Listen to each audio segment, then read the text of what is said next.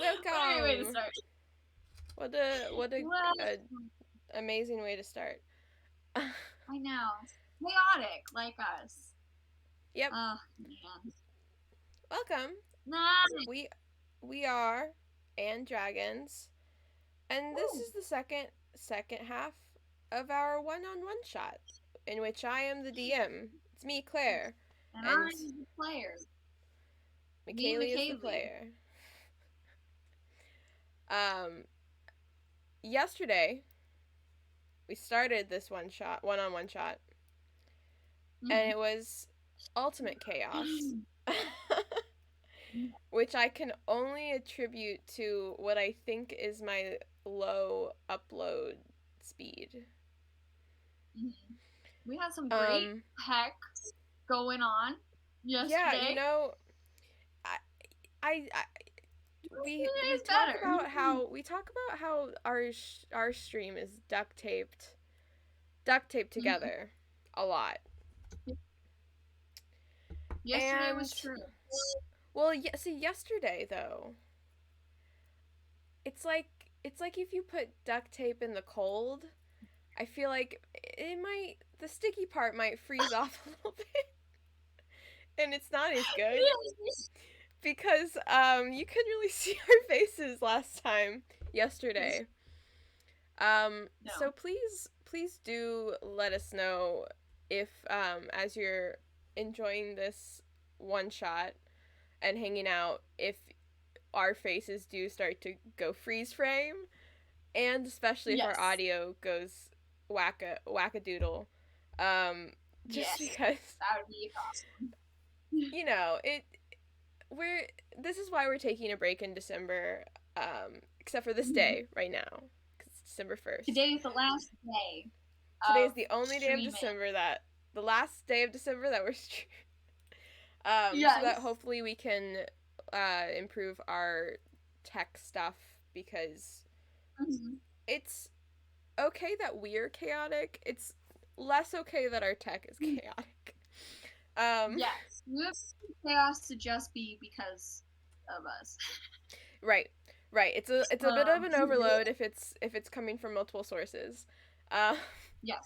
but yeah, I think we should kind of just jump into it. Um, All right. A lot to and cover today, I'm sure. yeah, you know, it, I have some stuff planned. And yesterday we went kind of late. Um, but yeah, so welcome. We hope you're having a great day. If you weren't here yesterday, that's okay. The summary, I suppose, of well, McKaylee, what would you say happened yesterday? Oh, fuck. Let me read my terrible notes that I took. Great. And let you know what happened. Okay. Okay. Ready? It's gonna be a smorgasbord of a summary. So my character is named Brooke Mariel. She is a sea elf, monk, a way of the open hand anthropologist, that we built a month or two ago, while back. Who she's fucking awesome. Looks like Ariel pretty much, but with really long ears. She was traveling looking for this hidden city of Thebes, with her best friend in the whole world, a deep gnome named Webster. And they had a lead on this very lost city. Very lost city. It had been disappeared from the world. And they had a lead that it was About possibly in the about 1,000 about how years to prior, it all yes. traces of this city were wiped, as if it was never there, and Webster and Mhm. Brooke believed it to be in the Underdark somewhere. So they Yes. were So we went there. the last thing that was related to Phoebus was that they were planning to go to the Underdark to look for this place.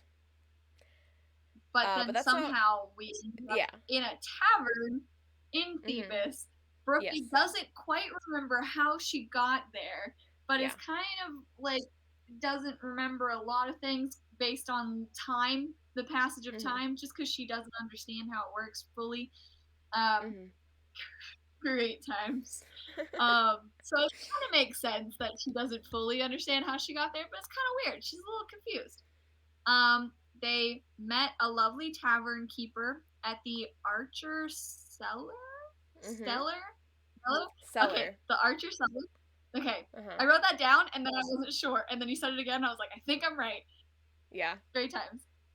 Vela. All the people there Mhm. have like gold shiny hair if they like practice this healing magic, and they also have gold in their eyes. It's pretty pretty. Um, and then we decided to go see this festival that's gonna happen. So we started traveling through the city. Met this one guy and his little sister, who he told us of a like special path that we can go. And along that path, we met this wonderful NPC that we built last week, actually. Warda's wacky stuff. And she lit up a little bit and buzzed for a second. Don't know why Uh-huh. that happened, but maybe it was because she pickpocketed me and then tried to sell my stuff back to me, and I didn't realize it until after I left. And so she stole my tinderbox and piece of paper of mine. I don't know what the She paper was, but also she stole it. didn't make you pay for anything. She didn't. That's but she Yeah. stole my stuff. Also, Vela didn't make you pay for your drink either. I wasn't sure if that was just a DM choice. Nope. Or yeah, no, I it was. didn't It wanna was. It was an intentional choice. We just didn't get around to it, so it's fine. Okay. But Warda also made me do a riddle that I totally got right, but then I rolled really low on a wisdom save, and she made me think that I got it wrong. But I got it right, and that's all that everyone needs to know. The answer was the letter M, and that was it. I'm right. And then I said this is gonna be a chaotic explanation. It is. Mhm. Mhm. I living up to that. So then we made it to the square where started seeing a bunch of little like creepy people like sneaking through on because I had a nat 20 perception check, and started seeing like little tiny people like sneaking through the crowd, but like couldn't really see where they were. And then I was trying to see the sky, and it was all like foggy, but like only for a second, so I got really dizzy and confused. And I'm pretty sure that everything's fake and the city doesn't exist. It's all made up in my brain, and what solidified that was that this lady came up to talk to me, and she looked exactly like this person, this drawing of a person in a book that I had studied in the past. And so she was probably just like pulled from my brain cells and like created to be a person. Because then also other things happened, and oh wait, no, I should tell you what those other things were that happened. Okay, so this lady I feel like this is great because it's like chat is your party basically. Because you're giving us the summary today. So. This is wonderful. Thank Mhm. you for letting me do this because it's reminding me of all the chaos that I Yeah, felt yesterday I after know. being swindled and Uh huh. stolen from, and well, I got right, and then seeing this lady, and then I'm pretty sure it's all fake. It's all in my head. None of these people are real. I don't remember how I got here. So this lady who came out of a I book. will also remind you that all the times when you asked if the person in front of you was real and you rolled like pretty well, they all feel real. Like they are all Yes, real. So there's you that. did say that. I did say that cuz you rolled really That is good. high. I did. So all the So people just felt keep that real, in mind. and they looked real, and they were Yeah. probably real. Everything about them is real. They're all real. Okay. Maybe they were create. Okay, so they're all real. Um, and these people. So she started showing me around and telling me about the place, and I finally remembered to ask her because I forgot to ask everybody else about this. But I asked her about if she remembered what happened when the whole city disappeared, and she froze. She completely just stopped talking and for like a minute didn't say anything. So something happened where I think I'm in the past. Maybe I jump backwards in time and I'm reliving the moments before they all died. Because then she started telling me about this guy named Cinnaboo, who is the leader of light of the he's like the priestess of the god of the group, them, all of them. The archers of light is what the people are, the holy people. He's retiring because there's this new little kid who's a child who is super fucking powerful. I think what's gonna happen, because they're all doing a little light show, right, to show off their powers. That's what the ceremony is. They all got attacked. It got interrupted. It didn't finish. But I think so. I'll get back to that. What's gonna happen? I think this is my theory, is that the child's gonna perform, and he's gonna destroy. He or she or they are gonna destroy the whole fucking city because they're so fucking powerful. And so I'm reliving the last moments of this town because I got jumped backwards in time. Because time doesn't exist. But what happened was we were watching. What actually happened? That was my theory. What actually happened was we were watching the show. While we were watching it, I feel like Louise from Ant-Man giving explanations. Oh, yes. Where I tell it and then I go off on a tangent. My sister's cousin said. Anyway. Yeah. We're watching this show, the performance, where I think it's all gonna go wrong. But it got interrupted because those little tiny men started just jumping on top of the performers, and nobody noticed until I noticed. That was, you made a note, you said that, and I did say that. Whoa, it's in my brain, right? I don't know. But those little tiny people, we all fought them. I rolled like shit for myself, but I also played Webster, who is a cleric, a death cleric. I looked it up so that I could have the book open. But he did amazing and fucking killed everybody, and I did fucking terrible as Brooke. Yeah. And that's what. Oh, but I killed them, and before the last guy was the last one that was alive that jumped in the air and was heroic and stuff, and he was gonna stab me. He just disappeared. And all of them disappeared. And all the acolytes and the people who had just stopped and weren't doing anything during the whole fight, did they disappear too? They disappeared, right? Or are they still there? No, there's nobody left, right? They're still there. It's just me. They're still there? It's okay. Yeah, so you were fighting you were fighting all these gnomes that appeared to be attacking the people. They appeared to be attacking the performance, and it seemed like there were a lot more in the crowd. Mm-hmm. Yeah, it seemed like there were a lot more in the crowd, and you fought off several of them, and then as one was trying to stab you, it evaporated, flaked away, and you noticed at that time that the ones in the crowd also seemed to evaporate. Okay, not the people in the crowd. No, the crowd is still there. Everyone except for the gnomes you were fighting is still there. Okay, so they're real. Cool. Yes. The gnomes were a figment of my imagination. Everyone reacted to the gnomes while they were there. Got it. Everyone. My imagination. I don't know how. I can't answer you on any of these things. I'm just letting you go. But that's where we were, is that the guy disappeared, and I rolled a nat 1 on a Constitution saving throw. That was the very last thing that happened. Yes. I'm trying to decide something about that, but because it was a nat 1, but I don't know if I'll do anything. Some disclaimers as we jump in. We're not affiliated with Wizards of the Coast. We curse sometimes. And disclaimer for general violence, death, and gaslighting. Woo! So gaslighting? More likely than you think. Sorry, that was bad. I mean, the premise of this one shot is wild. Brooke. It's wild, and we'll see how it goes. So, Let me grab some. Go back to that music we had on.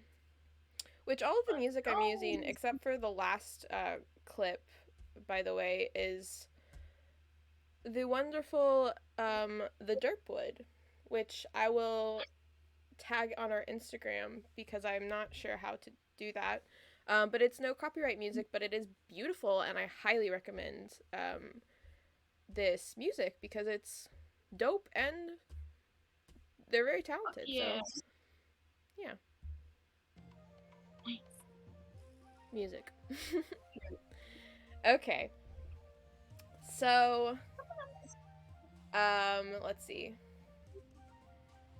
You've just like observed all of these gnomes evaporating. And you are confused, right? Like that was weird. Yes. And as I don't think I've soon ever as you like seen that. as soon as you take a moment to like just I don't know, you just take a moment. Webster goes up to you and he like runs over to you and he's like, "Are you all right? Did you get hurt there? I can help you if you want. Are you badly hurt?" That would, it would be nice. I don't feel very well. No. All right. And he'll put his hand on your elbow. Although, would you want to take a short rest? You could. I mean, I know that this is a one-on-one shot, so it's kind of like but if you wanted to, this would be a great time to. Yeah, you know, I think it's good enough to just take a rest. So maybe if we just sit down for like a bit. Yeah, unless yeah, anything sure. like it's happening right now.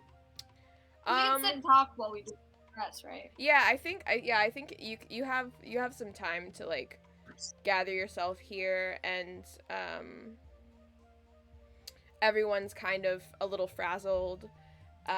People don't really know what to do in this moment, so they're kind of all still like cautiously looking around. Yeah. You don't believe there's any more threat around you, but yeah, you have time to sit down. Okay. And just relax. If you wanted, I was gonna say, if you want to roll hit dice for you and or Webster, let me know what you have. Oh, my constitution's amazing. I forgot about that. Yeah. Maybe I should only roll one. I think I might be back at full actually. That's 9. Mm-hmm.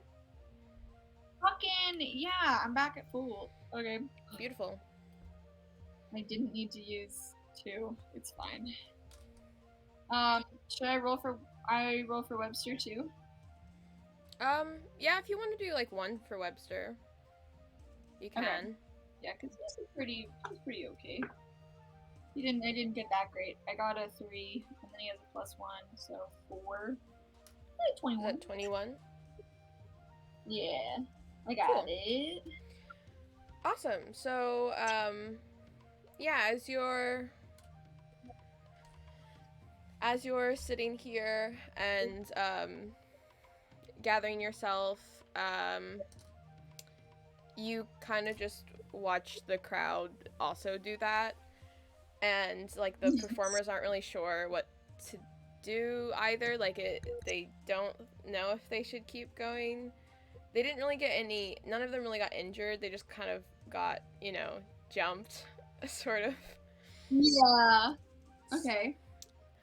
So, but yeah, it's like everything stopped and now everyone's kind of just chatting and isn't sure what's happening next. And as you're sitting here, let me see. Little doo doo doo doo. Sienna's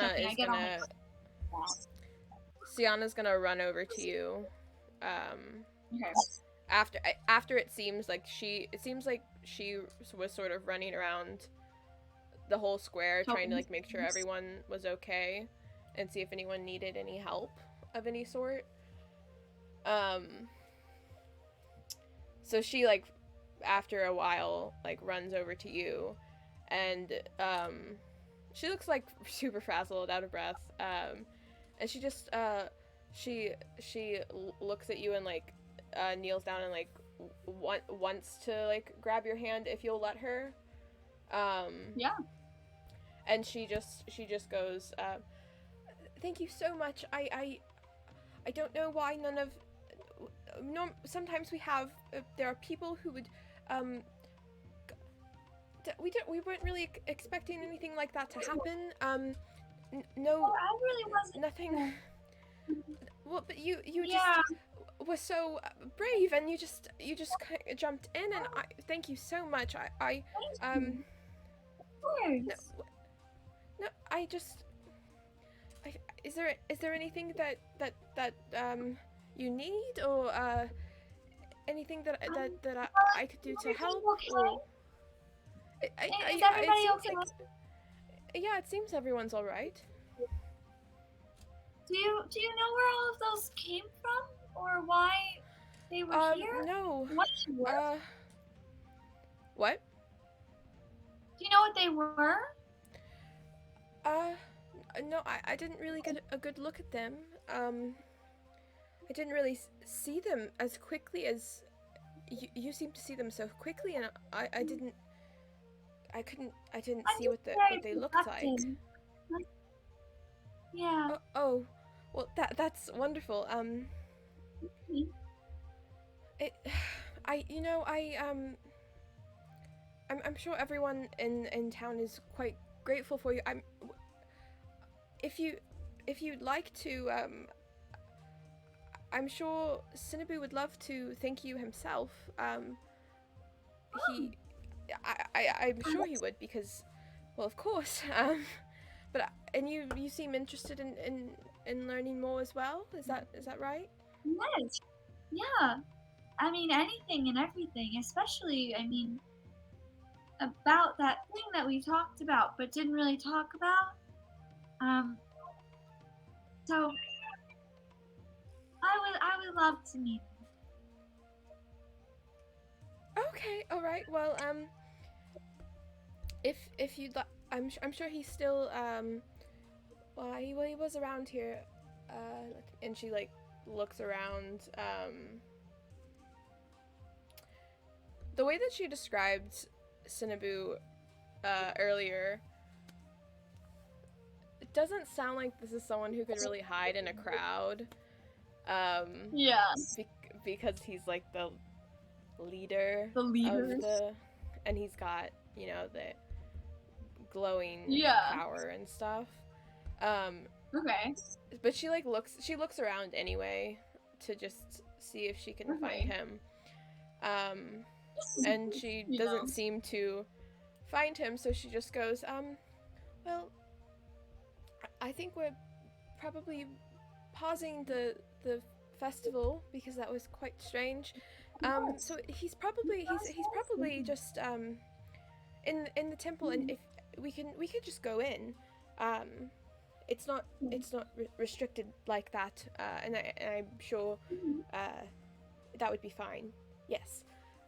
Yeah. I would love that. So you go up to the temple, and I know I didn't really describe the temple too much yesterday, but it is the highest point in the city, and you realize you probably would have realized this sooner, but you realize in this moment as you're walking up to it that it's the highest point in the city, not only because it is on the highest point of the mountain, feasibly, on this slant, but there's also like this grand like stairwell up to it. It's not too much of a staircase, but lots of long stairs. oh, it's really there's like 15 or so. It's fine. It's fine. It's just I don't like walking up the stairs a lot, but I can do it. She looks at your muscles and also the fact that you just fought and just like kind of shrugs. I know. And goes up the stairs. Oh, that's so right. McKaylee's trying to complain because that's something that Brooke is supposed to do. Brooke's that's literally her flaw, and I shouldn't have picked this character because I don't like complaining. I feel so mean. To this fictional lady she doesn't even... Oh my god. I'm having a crisis. Okay, so you're walking up the stairs, and it's a let me make sure I didn't write something down here. Yes, okay. So you walk, it's like, these stairs are probably marble. They're beautiful and smooth and pretty and all those things. And,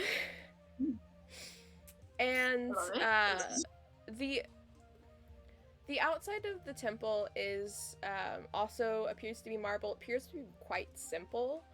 There are, it's like white marble, and there's columns, and there's not a doorway when you get up to the top. It's a big archway, that appears to be open at all times. You don't see that there's a way to close this archway, but it just leads in, into the temple. And you said yesterday that this place, like, there's like never really any like bad weather, right? Like, or there wasn't until it disappeared. Yeah, so yes, okay. In the information you already know, Phoebus was said to sit at the top of the Thunder Peaks in North Faerun, and the Thunder Peaks is a like area of mountains that is always storming, and there's always thunderstorms. It's very dangerous. Not many things live there, which you would know. Yeah. But it said that that's where Phoebus was, at the top of one of these high peaks in the Thunder Peaks area. And when Phoebus was there was no storm, because it was said that Phoebus shed off this sunlight that like prevented any storm from getting on top.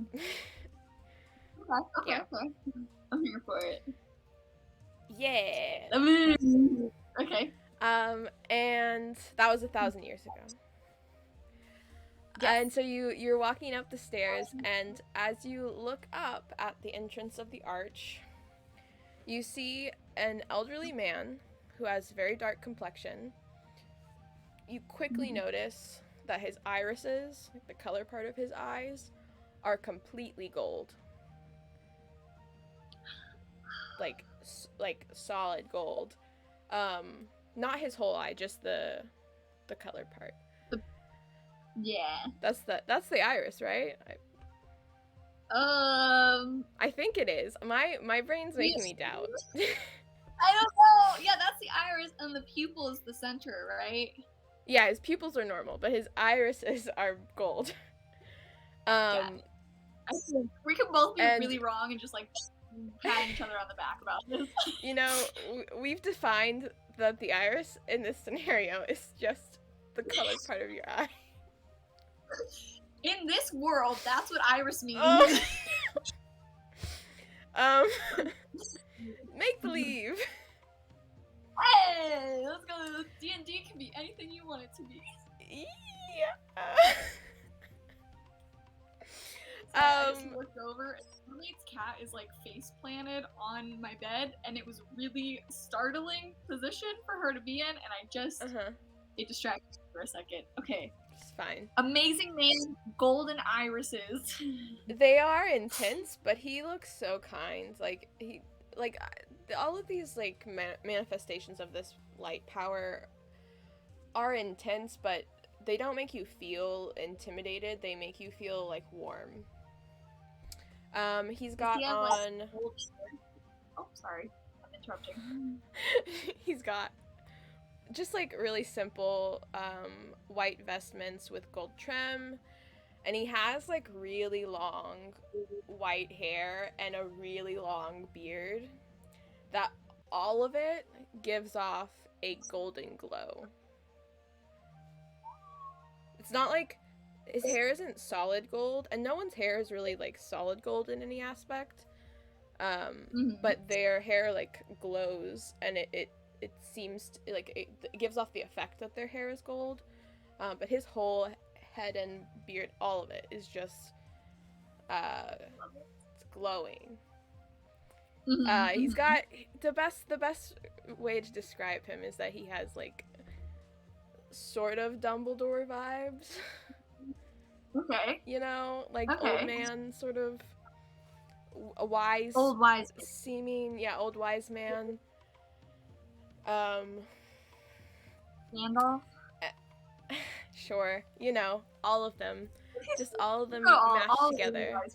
All the old wise kind men, though, not the, I don't know. So yeah, you see him, and he's just like standing and like looking on, like over the city square, and he like notices you and Sienna as you're coming up, and Sienna's like, oh, that's Cinnaboo, and then she like walks over to him, and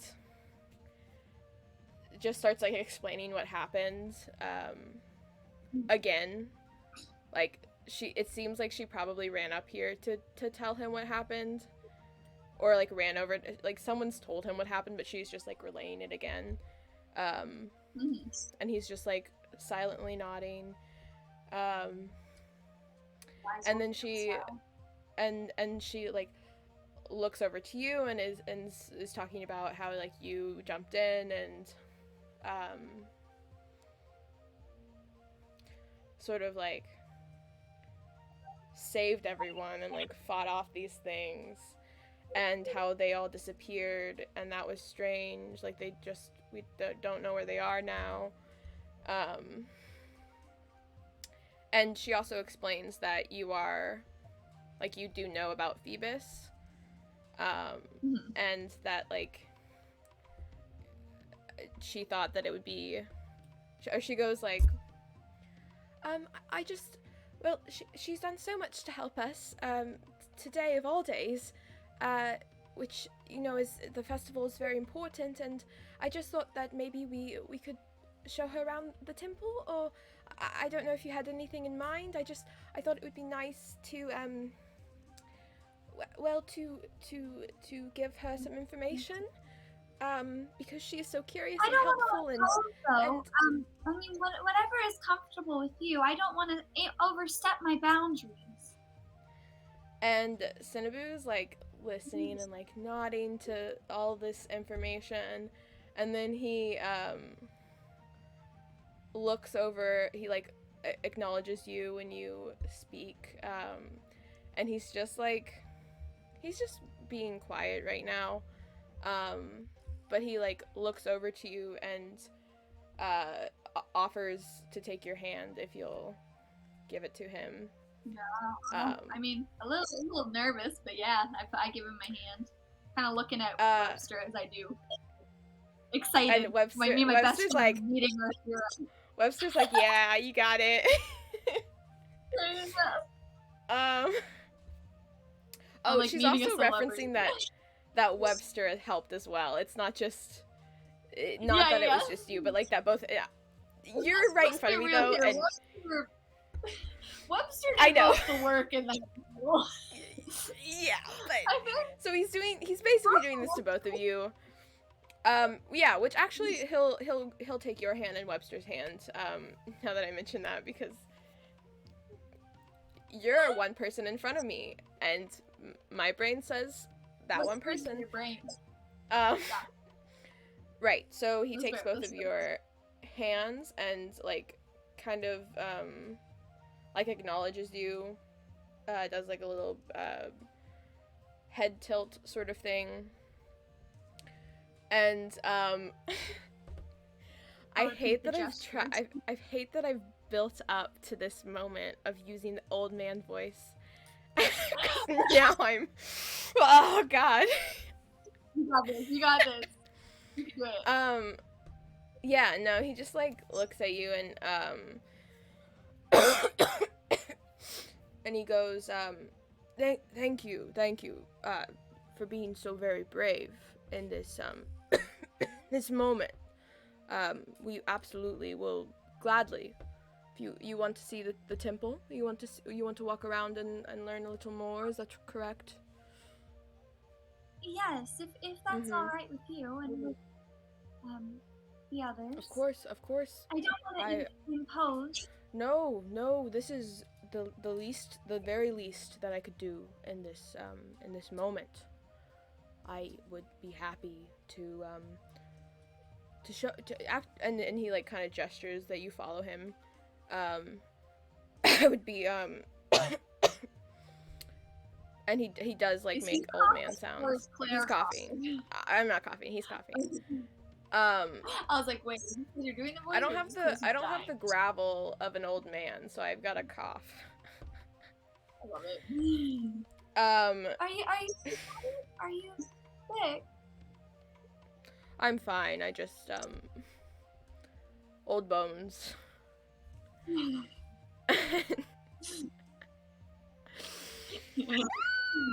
Okay. And you walk in. And, the temple is quite what you might have imagined it to be.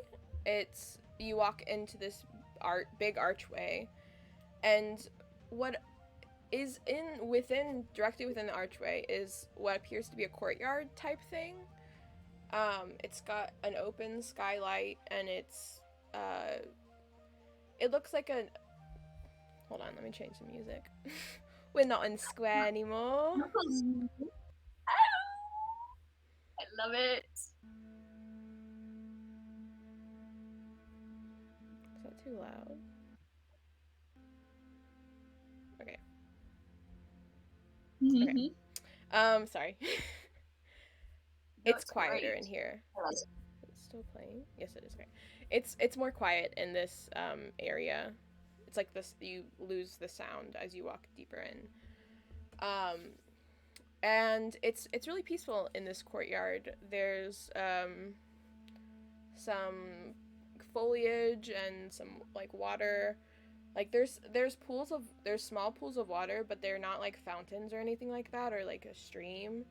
And there's nothing in the water. It's just like still pools of water, and like areas to sit and like to sit by the water, like to sit on a bench and like you would assume maybe to think and read and study, and just a nice courtyard. And there's 3 ways to go, but Cinnaboo takes you through the middle one, which as you walk into this very long hallway, it has these grand ceilings, which when you look up to see how high they go, they're not quite as high as they seem to be, but you realize that's because the ceiling is it's weird. It's kind of a mirror, but it appears to let light in. There's not really any light out right now, though, so it's a little bit darker in this hallway. It's still illuminated by, not torches, but those, like, light flames. But you can sort of see the sky. You can tell that it's dark out, but there's also a little bit of reflection on that, so that you can kind of see yourself as well. And as you walk down, there are a couple of doorways that you're passing, and each doorway has these really beautiful smaller golden arches that lead into the rooms. They don't really have doors per se. A couple of them do, but it's not any like consistency, that sort of thing. Yeah. And sorry, let me see. As you're walking down and you're like looking at the walls of the hallway, Mm-hmm. it's the walls are stone. As you've passed the courtyard, it's not marble anymore. And you're walking and you see all of what appears to be like, it's probably like scripture of some sort, or some of them look like stories about like Phoebus, or maybe the god of light, or like different significant aspects of the Archers of Light's history, probably. There's lots of light and sun motifs, archery images. It's mostly, the pictures part seem to be stories told with pictures, and the text beneath it, as you walk, just glancing at it again, you cannot read it, but you know that you recognize it as celestial. Okay. No one's like talked in another language yet, right? Anything? Okay. No. No, and no, they don't. Yeah. It doesn't. They don't speak celestial. It's mostly like written stuff. It doesn't. Well, you haven't heard anyone speak in celestial, and it doesn't feel like It doesn't. It seems it kind of feels like Latin might feel like people don't really speak it, but it's on a lot of texts that they have. Yeah. Okay. Yeah, that's the like the vibe that you're getting from it. You pass a couple rooms that don't have doors. One of them looks like it's for services, or like prayer, or that sort of thing. There's wooden pews, and one of the rooms that you look in has a really pretty stained glass rendition of a small boy cradling a swan. It's like the only thing in that room that seems significant. Another one that you pass is full of what? Sorry. This has probably nothing to do with anything, but I'm very curious about the little boy and the swan. Do I have any like knowledge from my studies about what that is? Give me a history check. Okay. Because you mentioned it, and I want to know what it is. I'm curious. I'm gonna use this dice. History is a 15 total. 15, right. Let me see.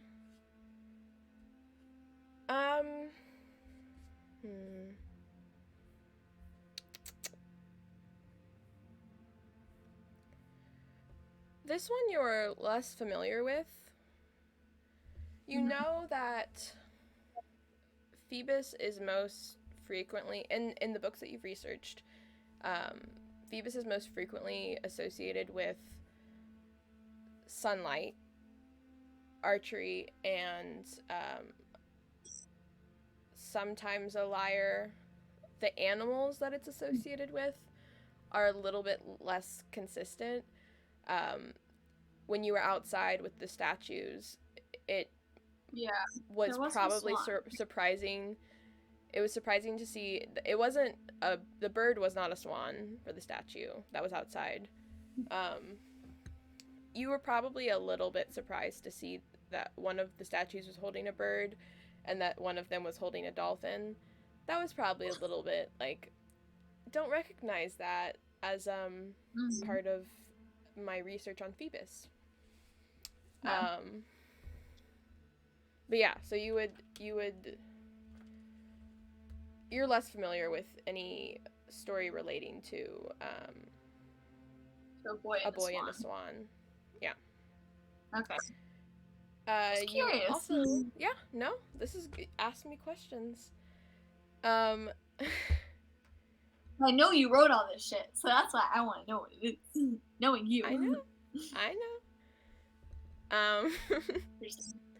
There's lore to uncover. There is lore to uncover. Okay, so you pass another room that looks like seems to be a library of sorts, and if you sneak a little bit of a longer glance, you can see that there's not a guard with a weapon, but there's a person that's like standing in there that seems to be like keeping an eye on the library. And and Sienna just like goes, "Oh, well that's the more protected tomes and history. And it is kind of interesting, but I think we're going all the way down the hallway, which is much more interesting if you ask me."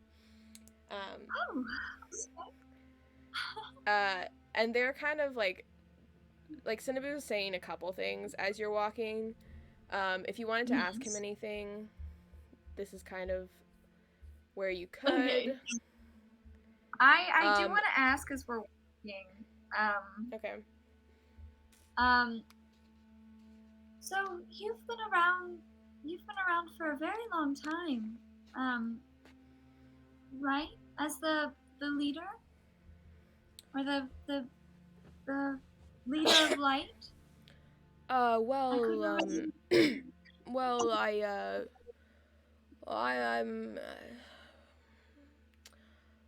I'm not probably old by your standards, but I am old by my standards. Yeah, I've spent many years, well, all of my life has been in Phoebus, and yes, I have been the leader of light for quite a while. Have you very often gotten visitors such as myself and Webster? Oh, yes. It is, difficult to find the location of Phoebus because, well, it's by design, I suppose, because of the power we were granted from the sun. But if you need to find Phoebus, you always do, and we do have many people who have come through the city in need of healing, mostly. The ones who are... There's been some who try to take our power, I suppose. It is very intense, though, and they don't normally succeed because, well, I don't know if... And he, looks at Sienna. I don't know if she told you this, but, only people from and of Phoebus can wield this power. So it's not really successful if you are an outsider. It doesn't really work that way. And forgive me if I'm overstepping a bound, but the extinguishing. Do you know what happened? Where Phoebus went? And he looks at you, intently, and he pauses for a moment and just, the city's collapse, was a terrible and tragic event that wiped the people from future generations needing the aid. Yes. He kind of stares off. He starts to walk off or trail off? His voice trails off and his eye contact drops a little bit. Okay. So, that's the same thing that, I was told before. I was just wondering if it was something that lost the powers for future generations. How are you still here? How did you survive? And he like pauses. You can't tell like if he's thinking or if it's something else. But he like kind of turns to keep walking and he goes, well, not much is known about the power within Phoebus. Who was the source? Who was the source, and why did they abandon the city in its highest hour of need? Was it a city that existed, or was the story of Phoebus warped and built up over 1,000 years, warped beyond truth? Who's to say? And he laughs and just keeps walking. Is he reciting a passage from a book that I have read before? Can I do like an insight check or a history check or I don't know what kind of shit. But give me is he like actually words from his? Is he saying words from his brain, or is it from my brain from a book? Give me a intelligence check.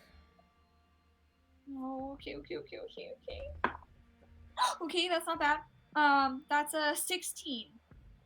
Just straight intelligence. Okay.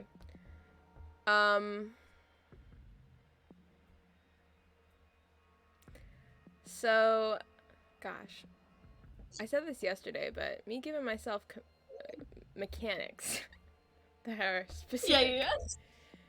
Yeah. But just vague enough to make me uncertain. Okay, 16.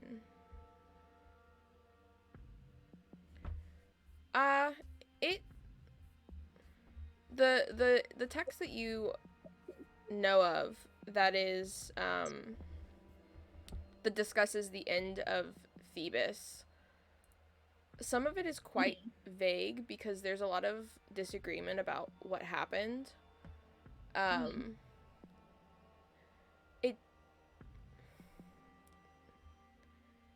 These are questions that you've considered about Phoebus, because no one does know the source of the power. You are upset that they were abandoned. You aren't sure if it was a myth because it was completely removed. Like, these are things that you have considered. Okay.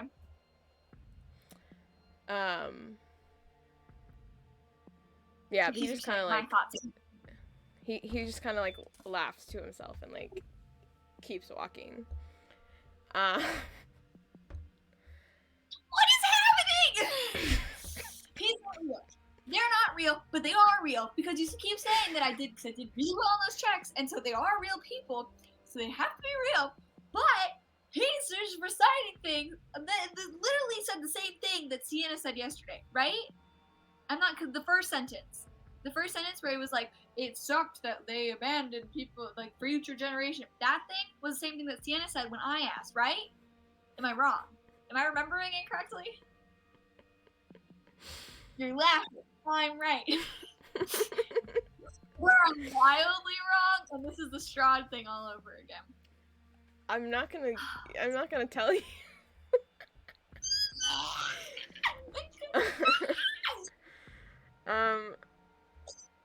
So as you're walking, you continue to walk. This hallway is endless. It's so long.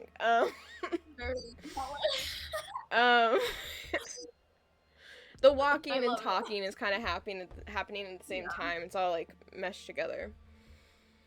Okay. And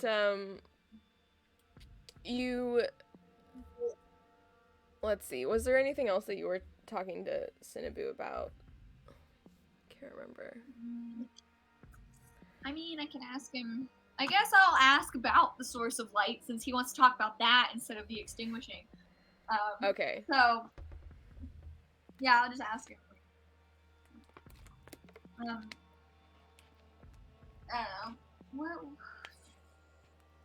I don't know what to ask him.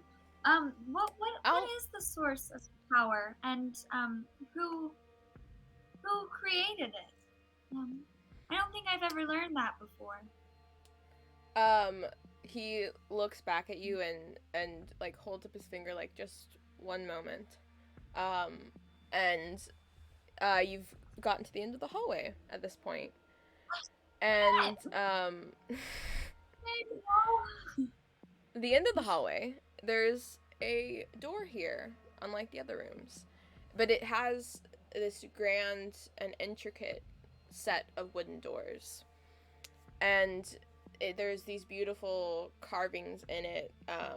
At the bottom, there's like general like plant swirly vine type things, and it comes up over in borders. There's some floral stuff, but mostly at the top there's like a sun that covers both sides of the door, which is a arched doorway. Okay. Where did it go? Yes, and there's like text that like swirls over, that again, it's in Celestial, and Sienna points this out, and she says that it means, generally means, may those who enter find hope within. That's cute. And she, and at this point, before you go into this room, Cinnaboo, like, whips around and, is like, he, like, is pointing at the door, and he goes, It was said that evil could not enter the temple, but that is not quite true. It is despair that cannot enter the temple. Oh. The power of our healing, as you asked, is based more off of hope than it is off of light. As I'm sure you felt walking through the city, that there's a great sense of hope here. And I do want to, just before we go in, that, well, I'll just, and he like shakes his head and pushes open the doors, which these doors look like they weigh a fuck ton.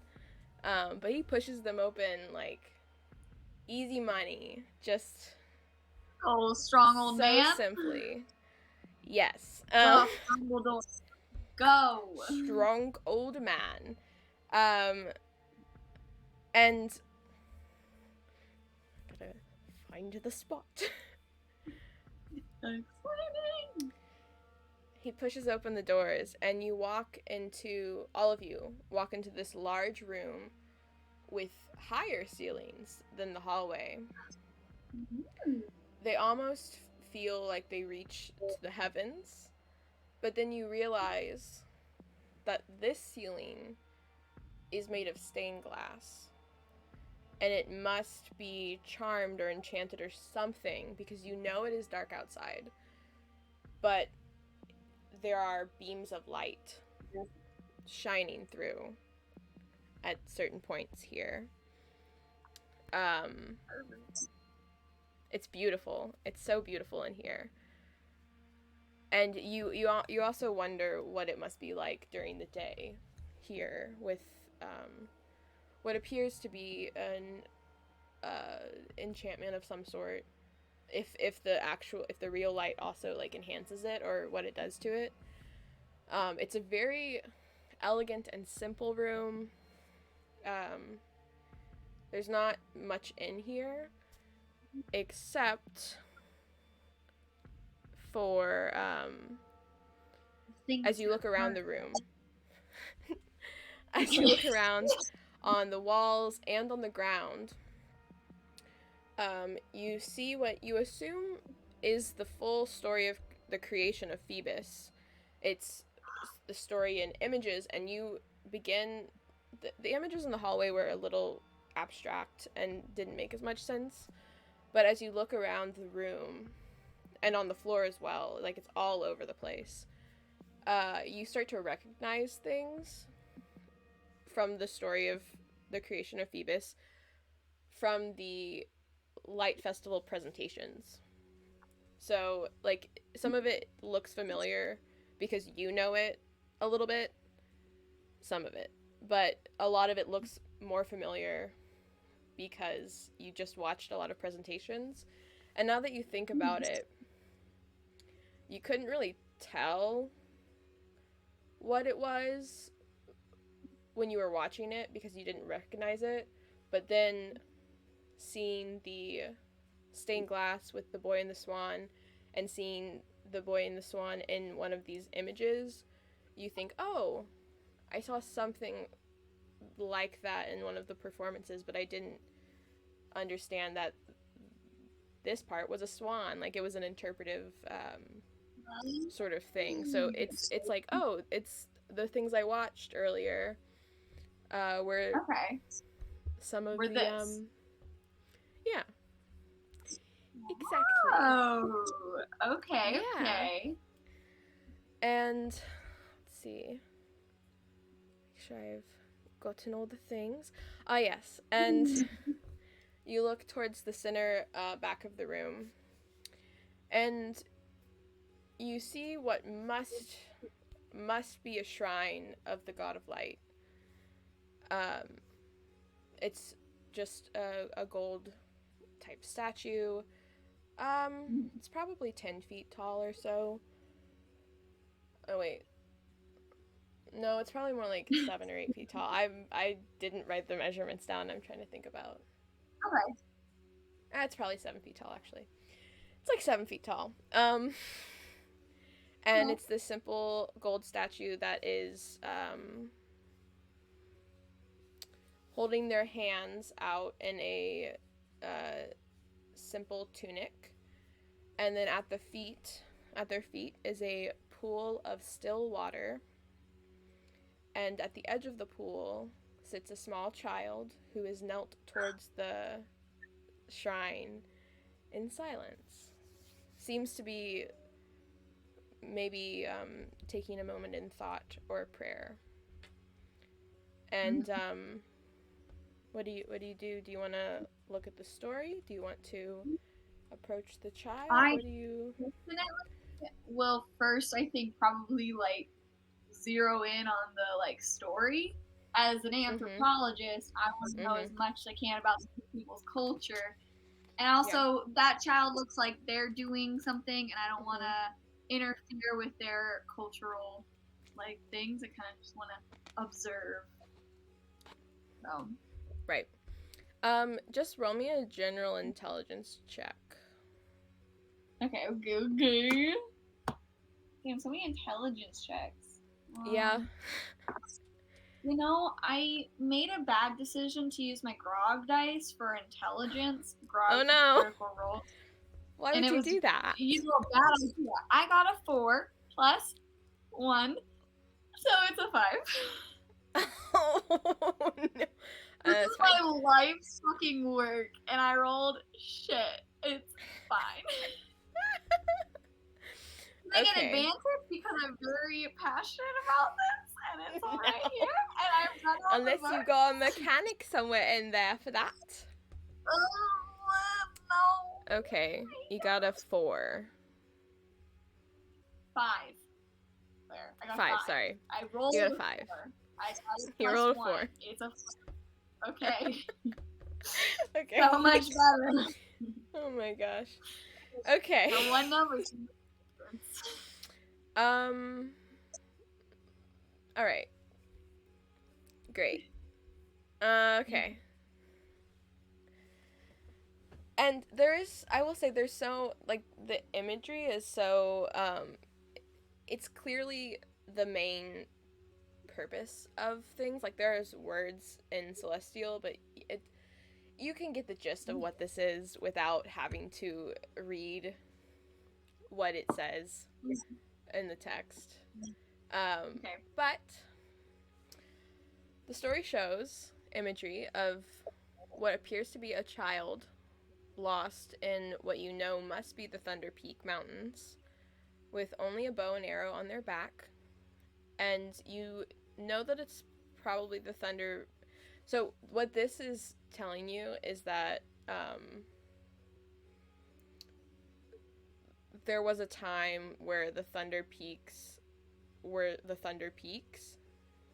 The Thunder Peak Mountains were the Thunder Peak Mountains before Phoebus, is what it's showing.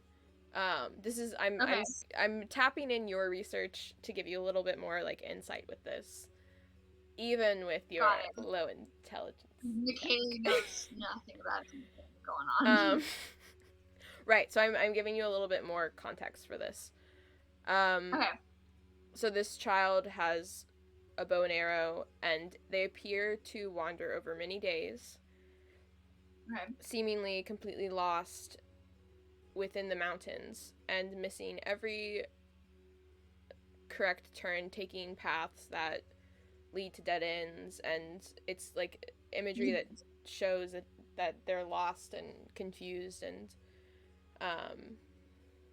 they're not a good shot, so shows them like missing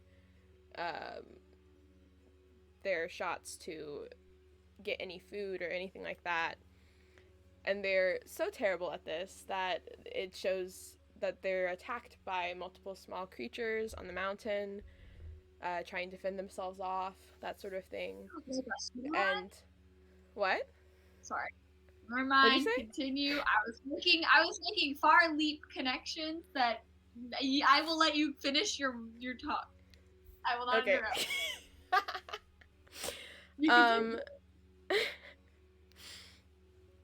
And it seemed there's like imagery of like sun and moon cycles that indicate that this is over a good deal of time, or it's not too much. It's maybe what you would interpret as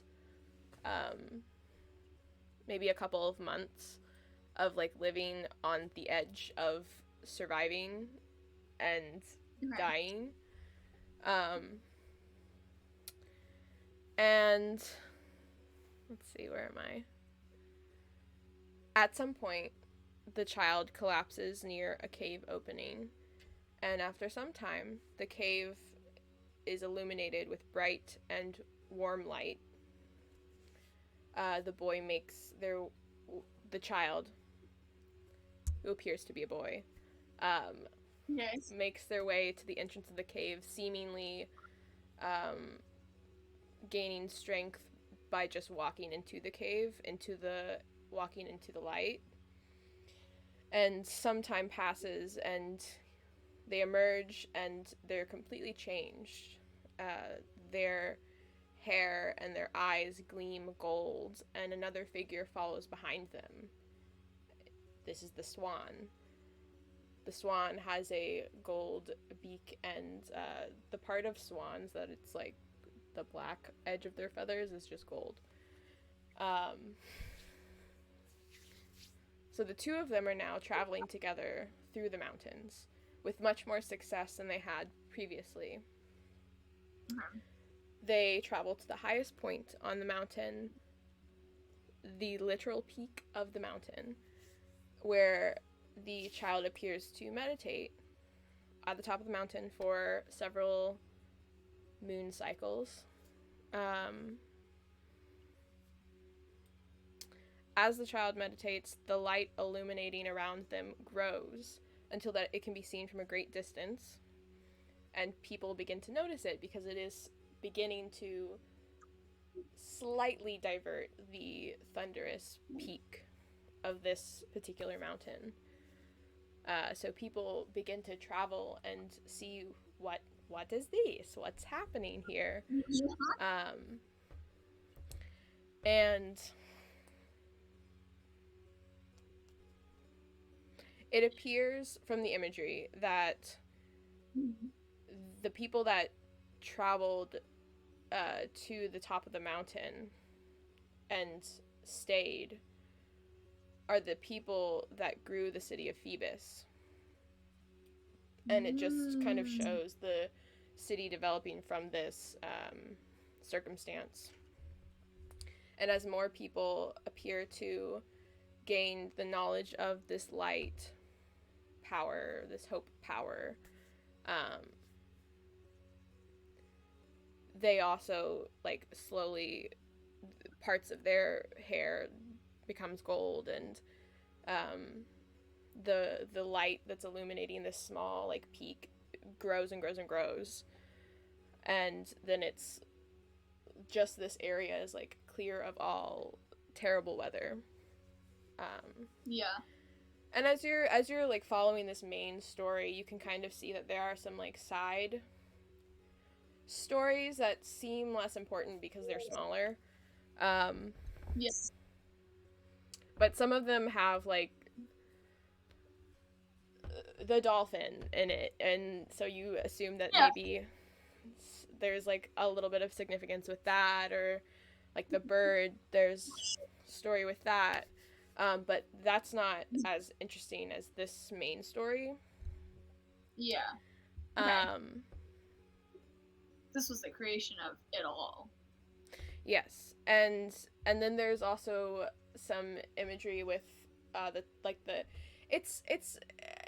it's obviously quite old, this carvings, because it shows, like, the city just, like, sitting on top of the point of the mountain, which is not what it is. Yeah. But it's like the imagery to, like, show this is the highest point and it's closest to the sun. And then when the sun is there, it's, like, super close to Phoebus in the imagery, but you would know logically that it's not that close, but it's just... Okay. Yeah, it's not how it works, but that's how it looks in the imagery. Let's see, and there's lots more. Sorry, what? Do they show the boy like growing up, or does he always look like a child in every depiction of the stories, or throughout the room? I have thoughts. It seems like they are.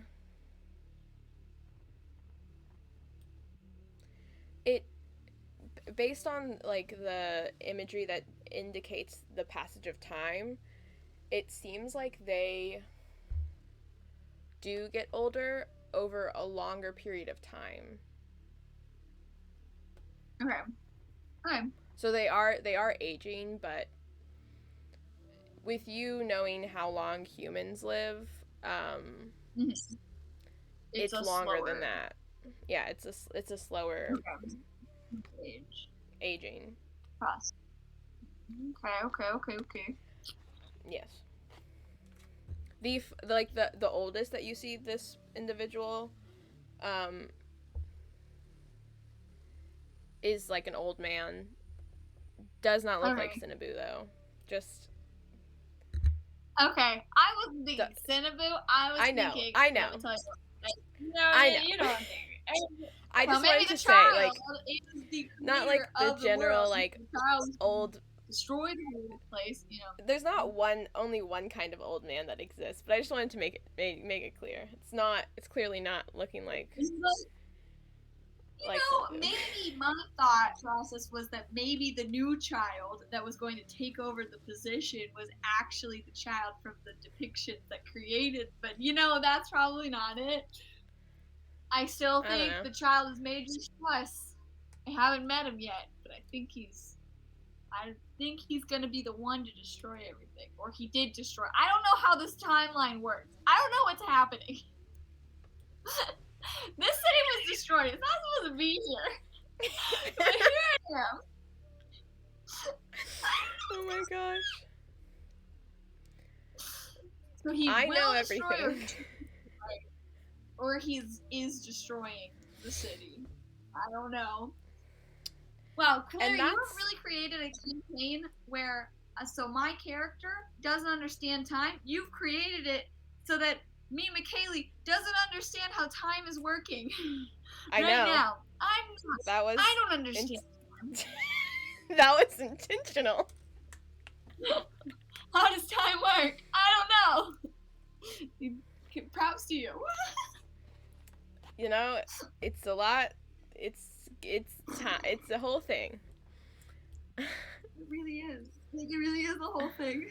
I'm so crazy. It is the whole thing. Okay. All right. Is that all of the things that I learned? or did I interrupt? With your 4, 5, with your 5. 5. I got 5. Yeah, that's all you gather. Okay. Okay. I guess I should either talk to Cinnaboo or go talk to the child. Have they all just been kind of hanging out, letting me like look at everything, like pretty much? Yeah, vibe going on? and Webster's been like sort of trailing behind you and like also looking and trying to. Webster doesn't speak Celestial, right? Let me check. He might because he's No. Doesn't. Wait. Doesn't speak. Abyssal. Abyssal. He speaks. Oh, I think we Not speak helpful. the same language. Wait. Yeah. No, we do not. I speak 2 different languages than him. But we both speak Undercommon and Abyssal, so great times for both of us. Yep. Hey, makes sense. That's true. For them. Is from the Underdark. Well, I guess Undercommon. Yeah, it doesn't really make sense that I speak Abyssal or Undercommon, but it does. But it's fine. Maybe you've researched stuff. We don't know. I don't know. It's kind of come up in my research on humans. Mm-hmm. Sure. I'm gonna go talk to Cinnaboo, I think. Okay. Because really what I want to do is talk to the child, but I don't want to interrupt whatever the fuck the child's doing. So, I'm gonna... Yeah, is Sienna still here too? Yeah. She just hangs with us? Okay. So it's all 4 of us, and now... Yeah, she introduced, yeah. brought you in to here, probably feels like some semblance of responsibility to be here. She's like our tour guide person. Yeah, pretty much. Yeah. Who's probably not real. Maybe I wrote that book. Okay. I'm going crazy. I don't know what you're saying. Well, because you said she looks exactly. So you said yesterday when I met her that she looks exactly like the picture from a book I read about the city of Thebes. Maybe because the city of Thebes is supposed to be gone. Maybe I went back in time and I'm at the city of Thebes, right? And so I've seen her, and so now I'm gonna go and I'm gonna write that book, and then I'm gonna read it later, and then come here and meet her.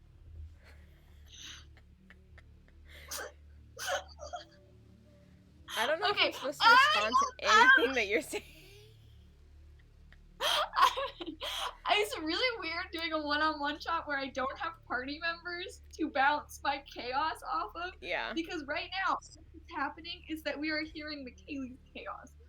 Yeah. And my thought process when playing Dungeons and Dragons, as Claire knows, is I see an idea, I run with it. And I go pretty damn far with those ideas. Yep. Before I'm told that is absolutely not the case. Strahd's castle is not a haunted house, and he doesn't actually exist. Yeah. Yeah. But the skeletons were hung up by wires. That's all.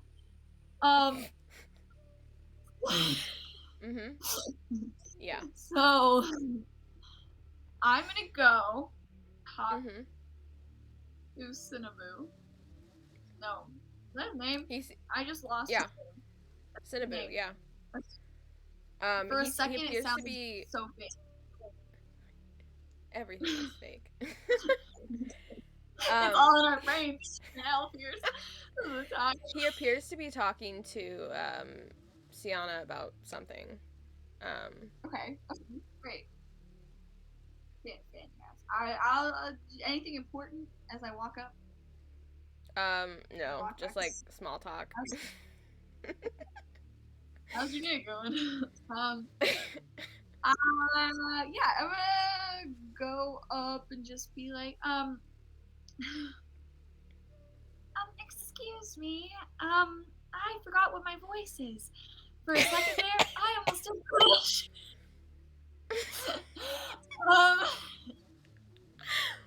Give me a second. I got it.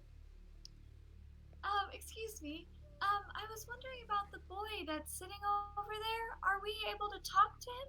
Or is he... I don't want to interrupt or make him uncomfortable. Well, you can go talk to him if you'd like to. He is, I don't, and he, like, looks at Sienna, and she was like, oh, I told her about him a bit. And then he's like, oh, okay. Yes, he is, this child has been in the, has been at the temple for most of their life. Some of our acolytes believe that they were a gift from our god, to bring about the next generation of healers. As you can see, their power is very immense, which I'm sure you'll notice in a moment.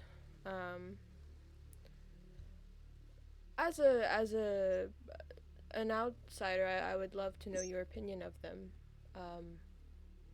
But you can go talk to them, of course.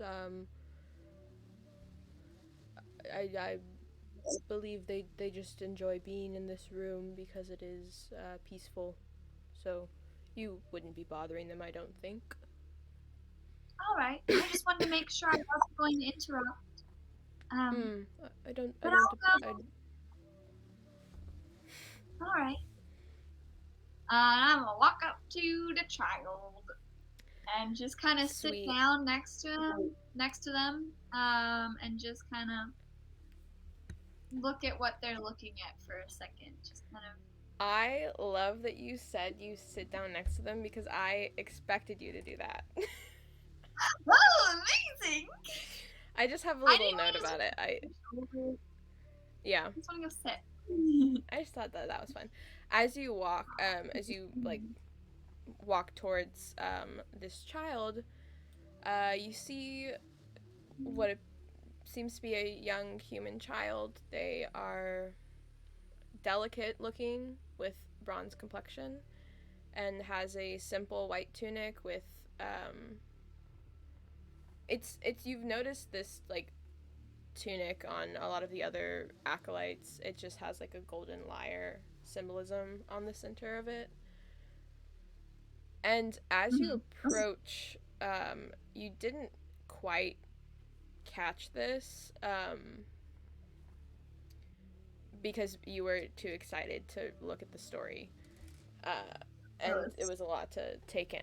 But as you approach the child, you notice that his hair is, like, his hair is completely gold, more so even than Cinnabu's hair. It's, like, densely gold, which is... Like, every strand is gold. Yeah. Pretty much. Yeah. And it's, like, gold. It's, like, wild. And then as you sit down next to them, and you see their face, you notice one other thing. Two other things. The eye closest to you, which I guess it would be the left one in my brain. You're sitting on the left, so that's the one. Their eye appears to be, like, completely gold, like solid gold, like the whole thing, not just the iris, the whole thing. The whole whites of the eye are gold. The whites of the eye are also gold. Yes, and on his other eye, he's got an eye patch, and it looks so elegant.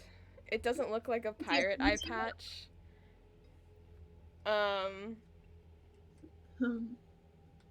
He's a preteen. He looks more like a child. That he looks frail, like he's delicate looking. Oh. But he's and the eye patch is like it's got like it's a white eye patch and it's got like gold trim and shit on it.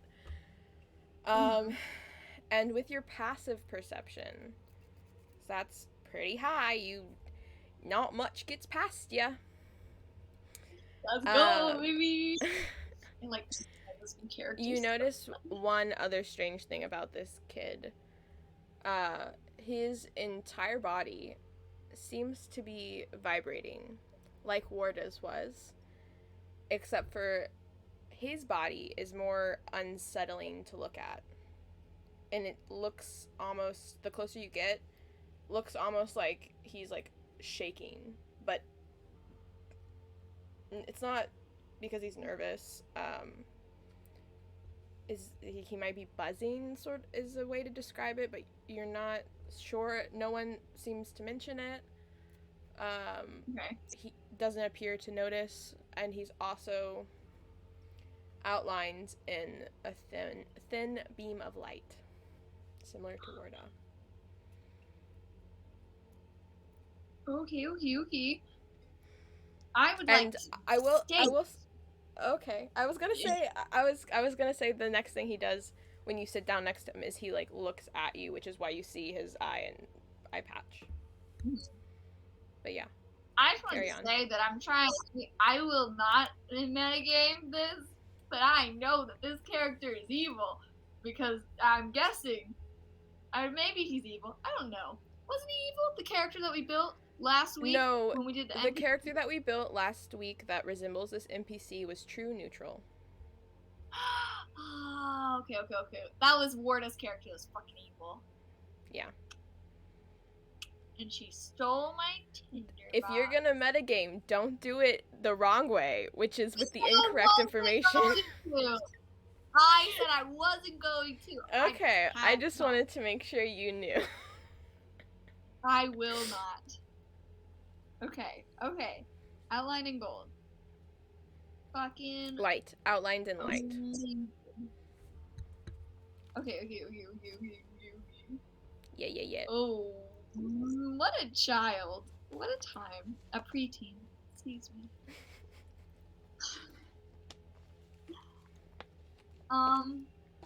He just looks at me? Yeah, he's just looking at you. And again, when everyone's looking at you here, they are very kind. They feel kind. And he just, like, looks at you, I guess neutrally, but, like, not harmfully.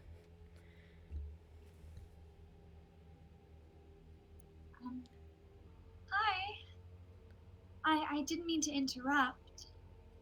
I hope I'm not. You weren't interrupting. What is your name? Oh, I'm Brooke Mariel. I'm kind of new around here. And he looks down at the water, and you realize that he was holding a little wooden wand, and he just like traces it around, like he's like, you know how like if a kid has a piece of paper, they're like probably gonna like doodle on it mindlessly, like it's sort of like that, but he's like tracing the wand in the water, and a little beam of light like follows it and then like goes away. And looking like down at the water, just messing with it, he's just looking at it, and he goes, Brooke, that means a gentle stream, doesn't it? I believe so. Yes. And he looks at Webster, and Webster's like, I assume Webster followed you. Yeah? Probably. He's just as interested in this as you. Yeah. And we're having our family. yeah, you're both freaking out. and he just goes, what's your name? And Webster's like, my name's Webster. And he looks back at the thing and like tracing it around and thinks for a moment. I don't think I know what that one means. And he, like, looks back at you. Do you Just know very a lot calm. about names and their meanings? I know a lot about a lot of things. What sorts of things are your favorite things to know? And he turns back and is just mindlessly like, my favorite things? That's hard to answer. I don't know if I have a favorite. I just like to know, I think. And Is that how you got so knowledge? he looks over at you, and just like even if in the middle of what you said, even, why have you come to visit? Well, I also like to know things. I've learned a lot about your city, and I wanted to know where it went, and I guess I found it. You were gone for so long.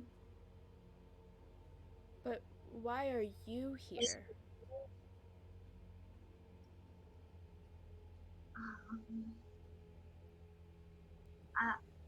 I mean, I don't know. I want to know things. And he looks back at the thing, and then he like pulls at his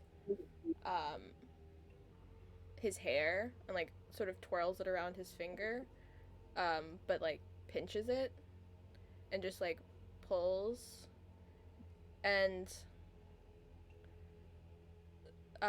it's weird. The gold just like comes off for a moment, and he goes and like wipes it across Webster's forehead, and like the gold, like it's like paint almost, like it goes across his forehead and then like absorbs.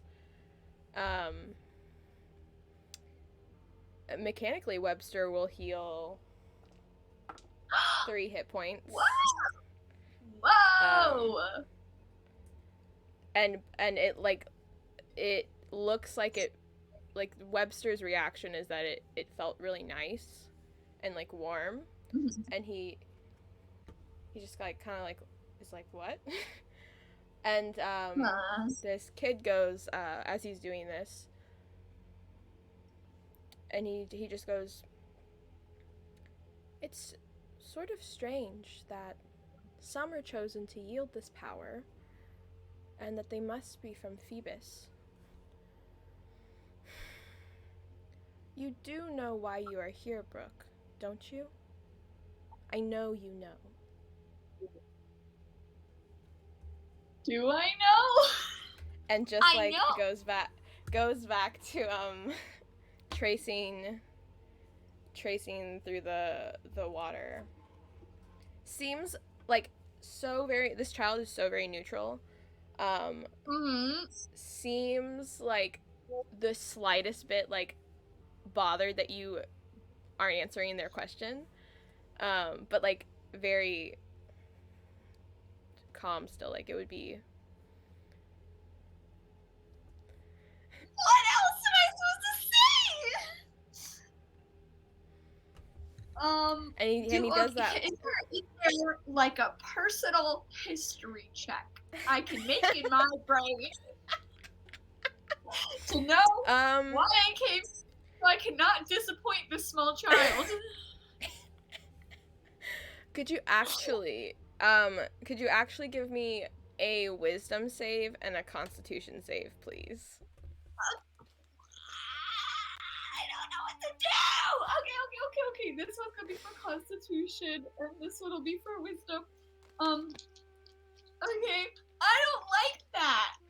You said saves, yes? Oh, my. Well, I'm putting the grog dice in jail because I did that one for Constitution and it was bad again. I got for Constitution, I got a 6 total. Let me tell you, my Constitution is +3. Oh man, McKaylee. Great, it's great. Okay. But my wisdom is a dirty 20. Oh, sweet. Okay. I'm real wise, but my Constitution for some reason was bullshit. So, you like look curiously at this child, and as you're looking at them, there's still this weird vibration thing that's happening. Is still happening, but as you're trying to like figure out what they mean, he vibrates a little bit less. Seems a little bit more like here. Do you know why I'm here? I know that's a weird question, but I guess if I don't know why I'm here, do you know why I'm here? And he looks back at you. And as he's looking at you, you get the sense that you didn't, like, he's looking at you with this solid gold eye. And you realize you never asked his name. So bad at things. But then, as soon as you realize that, you also know his name. Which, his name is Kadir. You know that his name is Kadir. And he's just, like, staring at you. It feels a little weird. And it kind of feels like he's analyzing you. And he looks back at the water and, like, swishes around the wand again. And he just kind of absentmindedly says, "Well, you are a sea elf. You grew up on the plane of water. You studied to be an anthropologist. You don't really like people, but you study them. Humans are your favorite. Webster is your only friend, but that's okay with you." And he kind of trails off. And you hear, like, little pitter-patters, and you realize that Sienna's, like, walking over. And seems to, like, check on you and hear, like, the part where he's, like, telling you who you are. And she, like, goes, he's really knowledgeable and is very good at reading people. It's kind of creepy, isn't it? I just wanted to, How do you know all of that about me? Are you... And, he's still looking down at the water, and he just goes, "You're here in Phoebus for an odd reason, and you have what you need to find the answer, but you don't know the question, do you?" I'm gonna pull out the piece of rubble. Also make a perception check. Okay. I don't like this. What is happening? I don't like whatever Sienna her name is. I don't like her. Oh wait, she didn't say that. Oh, she interrupted. 20. Yeah.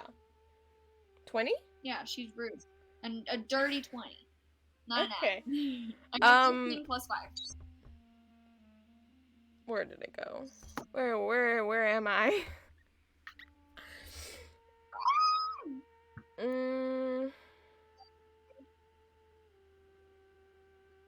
Yes. So you're looking at him, and you notice just beyond his shoulder, like kind of close. It's not like right close to the pool, but it's a little bit away from the pool. You notice a crack or hole in the floor, and the floor also has imagery and text on it. And you pull out your piece, and the piece that you have is very old, and it's been weathered, and it shouldn't fit there, because this is an old building, but it's not to the degree of this stone weatheredness. But it looks like it might just like fit right there. And as you pull this stone out, still like not really paying attention to you, Kadir goes, like I said, you have what you need. You just need to think of a question.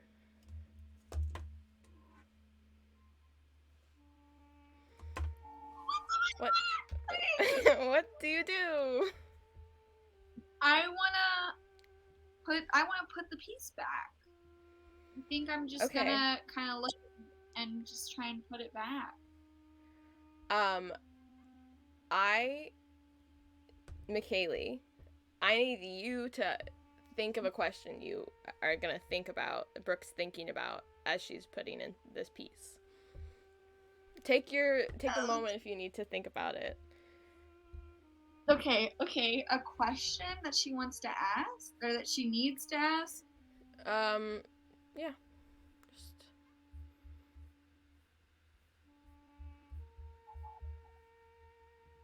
I think the question is probably,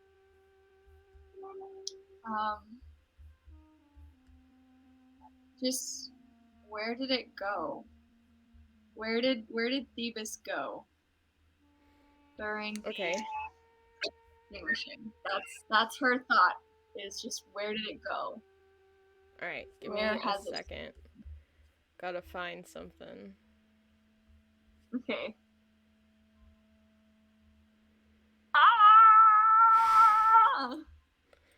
Where did it go? Not asking your question, but I'm trying to remember where the thing I'm looking for is. Where did it go? Okay, I mean that's the question. That's the question, right? That's like the question. That's the.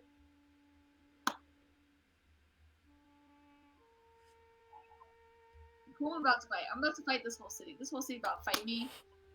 What's gonna happen? I'm so nervous. Okay, so hold on. You did that and then that. Okay. All right. So you put the piece into the you put the thing into the thing, right? Yeah. The thing goes in the thing. Yeah. That's where it goes. And it fits for the most part. It's like not a perfect fit, but it fits, and it seems to line up. There might be some lost characters with the wornness of this piece. And as you put it down, you notice like a beam of light around it, and it kind of vibrates as you place it. And remind me the question that you are thinking. Where did it go? And you hear in your head, well, you are pretty sure it's in your head, because you're looking at this piece. It doesn't sound like it's coming outside, but it you think it's in your head. And you hear Kadir's voice say,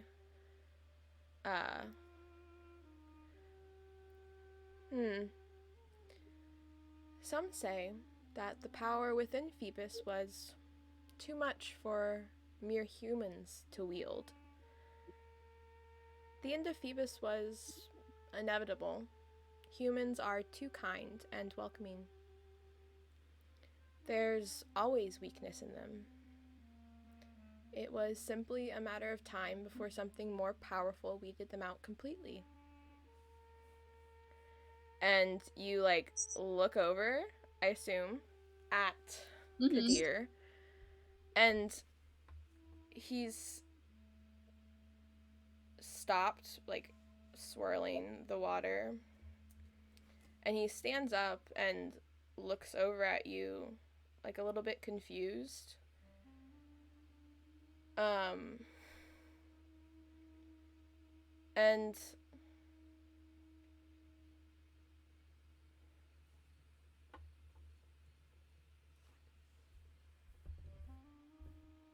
And he's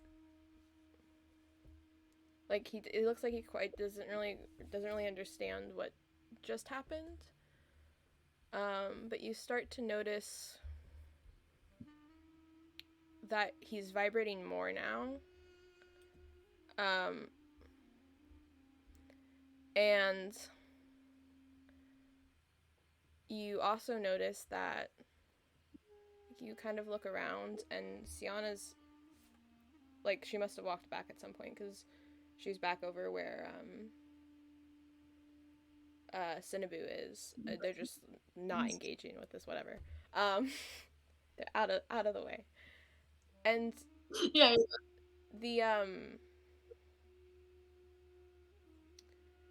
The largest image of the boy with the swan, like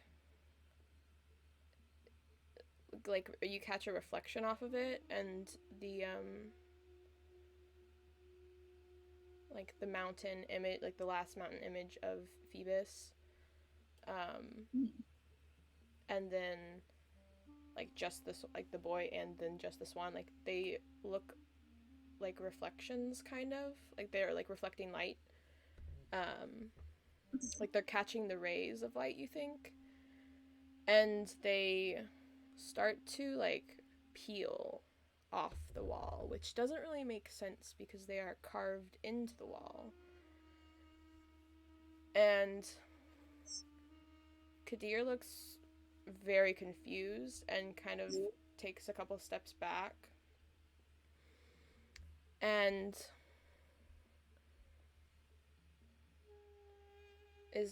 also seems to notice the wall is peeling, and starts to step away from it and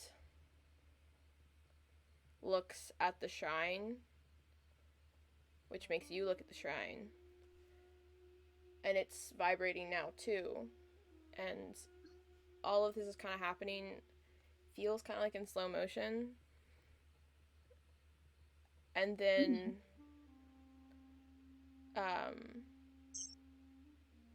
you look back at the walls that are peeling, and it appears that they're not crumbling, they're like coming off of the wall, and you don't understand how it's happening because these are like two-dimensional things, but they appear to be approaching you, and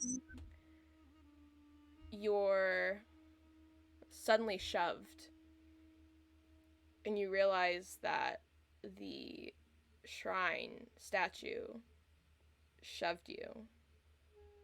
Ah! And let's roll initiative. What am I fighting? What the fuck is this? What's happening? Oh. Okay, I need to roll initiative for Webster too, or is he hanging out? Is he here? You need to roll initiative for Webster too. Okay. Okay, I'll do mine first. Oh man, oh that was good. Watch me roll like shit again though. Okay, that one's mine. Webster, where you at, bro? Okay, his is bad. Mine is a 22. And Webster's is 9. So, 8 times. Okay. And I mentioned, I just realized this. I mentioned that, these, like, things started to, like, flake off of the wall. Mm-hmm. You can't possibly understand how those might be threats. They don't feel like threats right now. Okay. They like, they're like starting to peel off the wall. They're Okay. not all the way off the wall. I might have jumped the gun on my explanation because I was getting excited. There are things coming off the wall, and Yeah, they're there's like a giant peeling off the wall. statue that just shoved me. Yes. That's what's happening, and Kadir looks fucking confused. Yeah, and a little frightened. I'm afraid. And What do the other two look like? Are the he's vibrating. The Yes. other two, Cinnaboo and Sienna, are they just like, are they also confused, or are they like, yeah, we thought this would happen? You look. You just looked at them, and you look back again, and they're not there. They like, abandoned us. You see them, and they kind of glitch out. Because they're not real, because none of it's real, except this thing's gonna still murder me anyway. Okay. This is great. Okay. Who's going first? Do I had to get out my book with the Death Cleric stuff for Webster. And I'm ready. I'm good. I got it. Okay. So it's actually Kadir's turn first. Yeah, he rolled a 23. Damn! But yeah. Wow. What? Wait. What? What do you mean? I wanted to go first. I know you did, but listen, Kadir's not doing anything this round because he looks a little confused. And so he's just stepping back and away from he's stepping away from the what's happening. Okay. So now it's your turn, Brooke. Okay. Brooke. Okay. The thing I need to fight is a giant gold statue, and I am a monk, so I have a sword and my fist.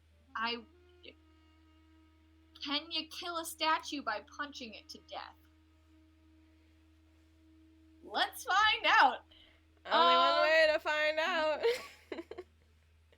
Okay, I'm gonna like kind of run up, and I'm gonna just like take a big swipe at her stomach area, and then like come back around and just like punch her in the chest.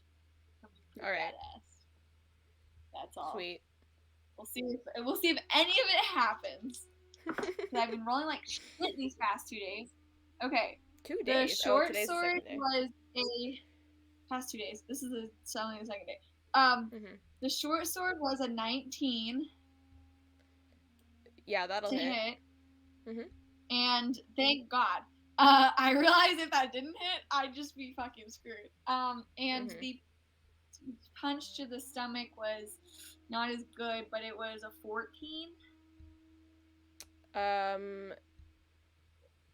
Yes, that hits. It does? Yeah. Okay.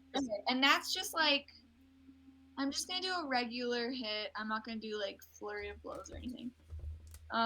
Okay. So the damage for that is really, really bad. No! Oh no. That's gonna be a 5 and a 6. My punch did more damage than the sword. Okie dokie doke. but that is, as is life. If I have any As six is damage, life. So true. I'll slash. I don't know. Sorry, I'm just double checking something. No, you're So- good. I should be looking at what I do for fucking Webster's turn. Oh yeah. Continue. It's the shrine's turn. Wow! Yeah. So what's gonna happen? Give me a second.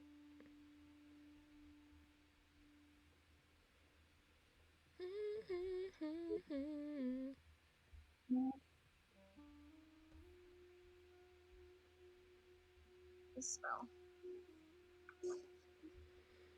Okay. Yeah, this thing's just gonna go to clobber, swipe at Webster. Not Webster! Not Webster. No!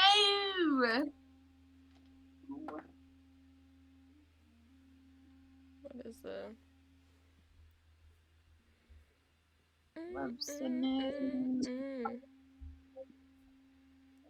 That is a 11, which I don't think hits Webster. I does not. Webster has a 14 armor class? Yes, 14 armor class. Go, Webster!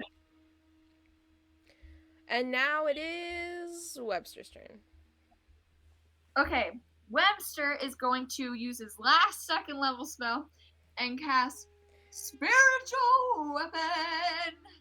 And a Spiritual giant weapon. claw appears. And he's Indeed. gonna do what happens with that spell, which I forgot to open up the thing. But it's I have to roll to hit it. So let me roll to hit it. That's a thing. Dude, I'm totally know what I'm doing all the time. That was really bad. That was an 8. Nope. Well, it doesn't hit. But that was a bonus action. So for his action, he's gonna do Chill Touch on the only enemy we have right now, possibly. Yeah. The giant golden statue, and it's also a spell attack, and I'm going to do that. Is a 18 to hit. Yep. Okay. And he got max damage.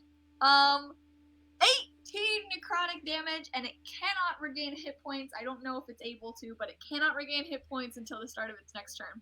Of Webster's turn. 18 necrotic? No, 8. What? 8. 8? Not 18, Okay, 8. I was about to say, listen. Webster's gonna murder some people. That feels incorrect. It was. Great. Go Webster, man. Webster's really carrying this team. Webster's carrying the team. We love our playable NPCs. Fuck yes. Okay. And that's Webster. Is he in range of the lady? Like, cause he came up with, or I don't know what the statues. The statue, is he in range of it? Like right next to it? When you say in range, do you mean like? Is he, in its attack range? Like, yes. is Webster within like 5 feet of it? Oh, I think so because it swiped to grab him, but didn't get it. Okay, then he'll just wait here this turn. Okay.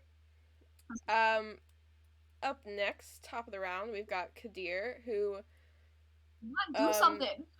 Still looks a little confused, but a little frightened now.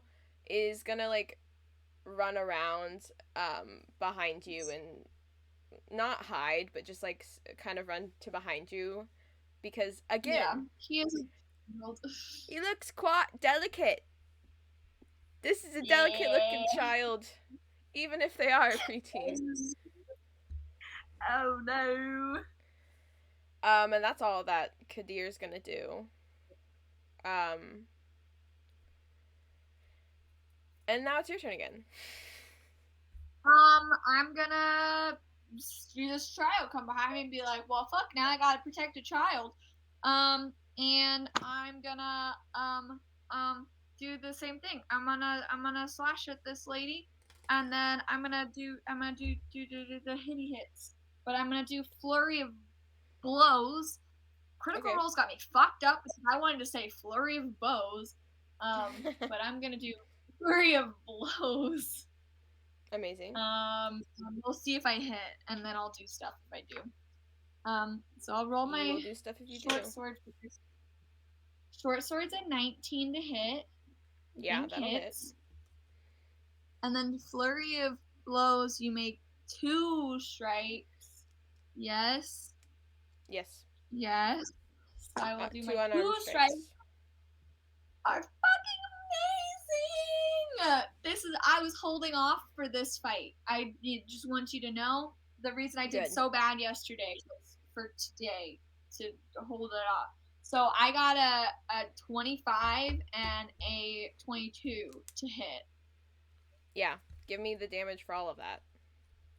Okay, and then I'm gonna do it so I'm gonna use my open hand technique from my monastic tradition to make it so the statue can't make reactions until the end of my next turn. Okay. That's from your That is from my that's from tradition. Yeah, okay. Yeah, if I hit with flurry of blows, I can pick one of these 3 things, and I picked that one. Yay! Smashing. But I rolled like shit for my fucking damage. Let me tell you, it's 1s and 2s. So 2, 4. Oh no! It's really bad. 5 plus 8 is 12. No, 13. I got 13 damage from 3 hits. It's fine. We're fine, right? We're fine. Ugh. Tragic. You know, we're just out here doing our best, I guess. Yes.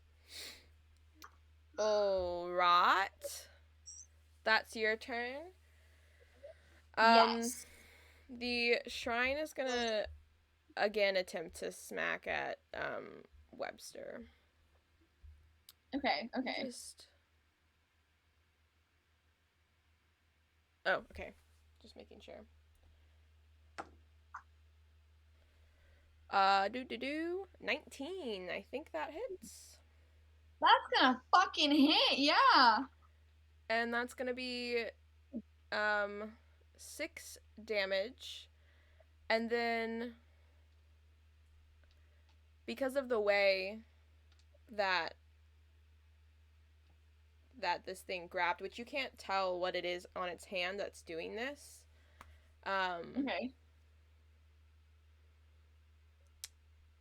It appears that Webster, being so small in this thing's hand, is also grappled.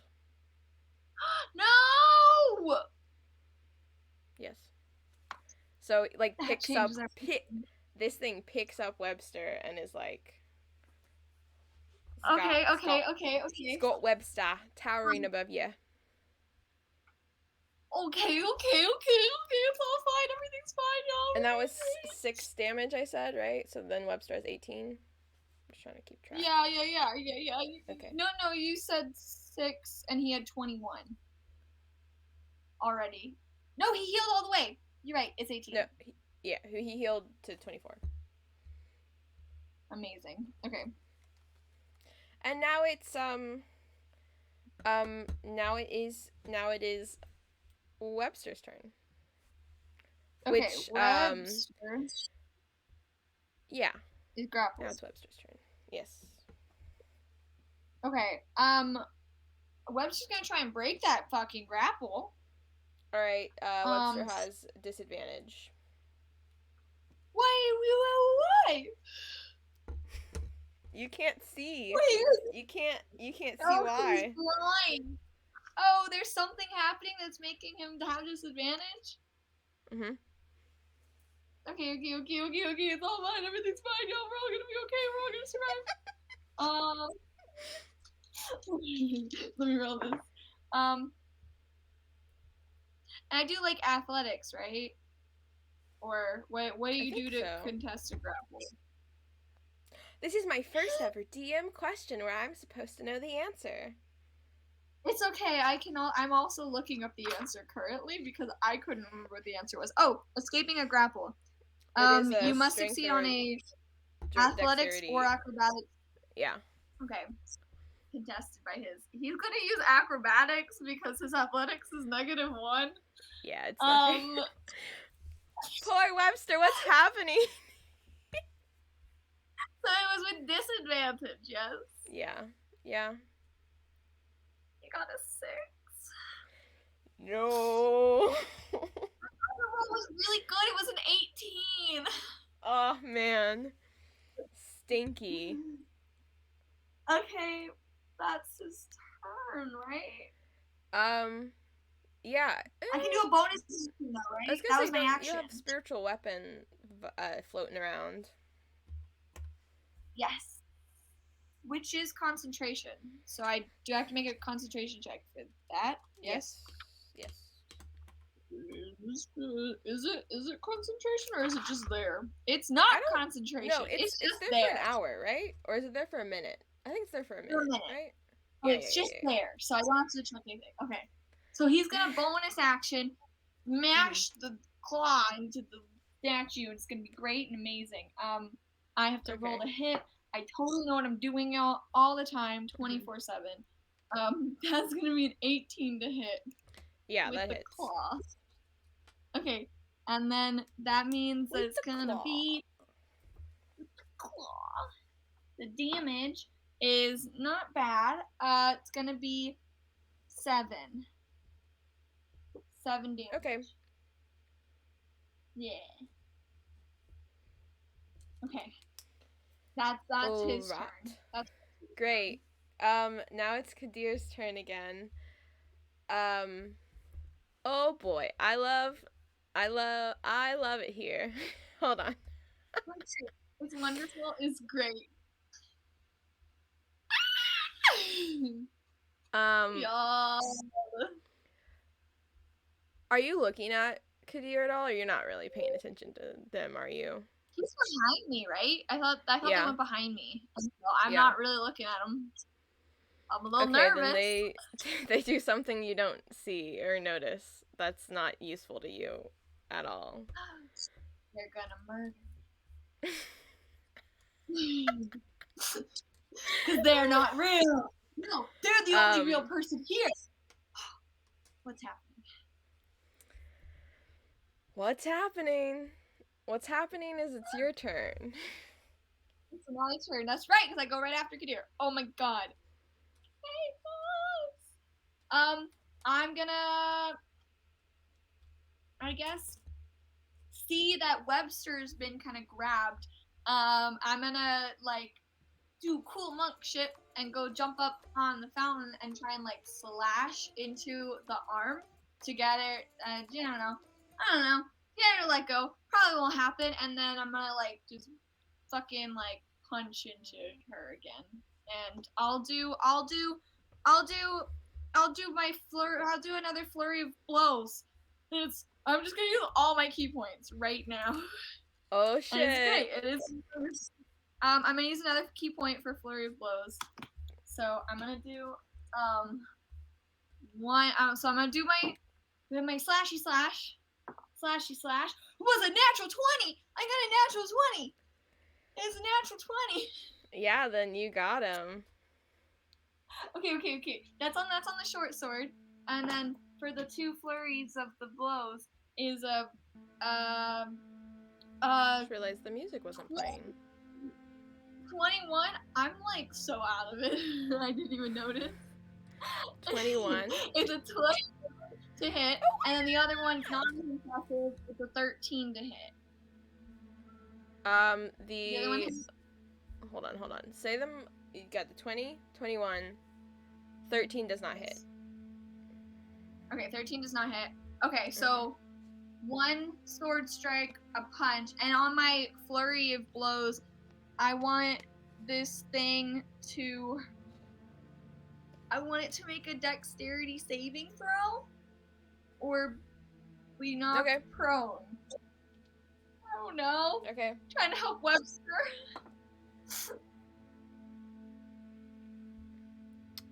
Dexterity? Yeah. 30-20. Damn it! 30-20? That doesn't work. 30, 20. Yeah! My DC is 13. It's not great, but it's not bad. Yeah. A dirty 20 is definitely gonna beat it. Okay. Okay. So I have to roll for damage, and then I double the dice for the 20, right? Yeah. That's how that works? Yeah. Okay. Wait. Okay. For the damage, for the dice rolled with... For the dice. Yeah. Yes. Okay. Oh, one of them was a 1. This dice is going in jail. Oh, Okay. man.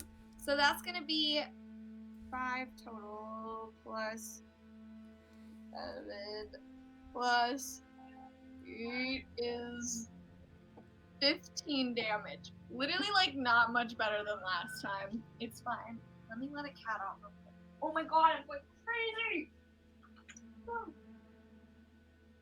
Okay. 17 damage. Or 16 damage. No, what did I say? I don't remember. I was checking. It was a something. 7 plus an 8, which is 15. 15? It's a 15. Yeah. Alright. That's what the damage was. I know Sick. math. Totally.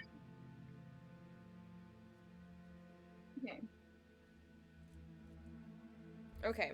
If this lady kills, or I don't know what this statue kills Webster, I'm gonna be pissed.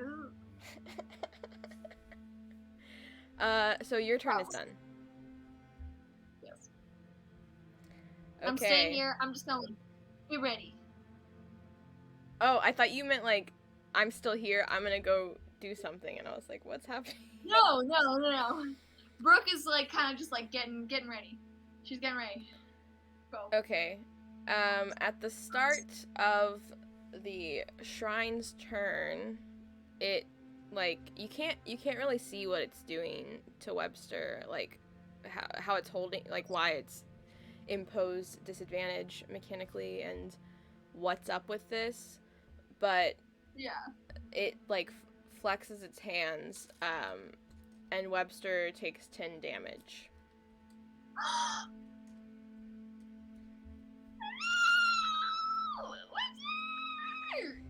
Look, you.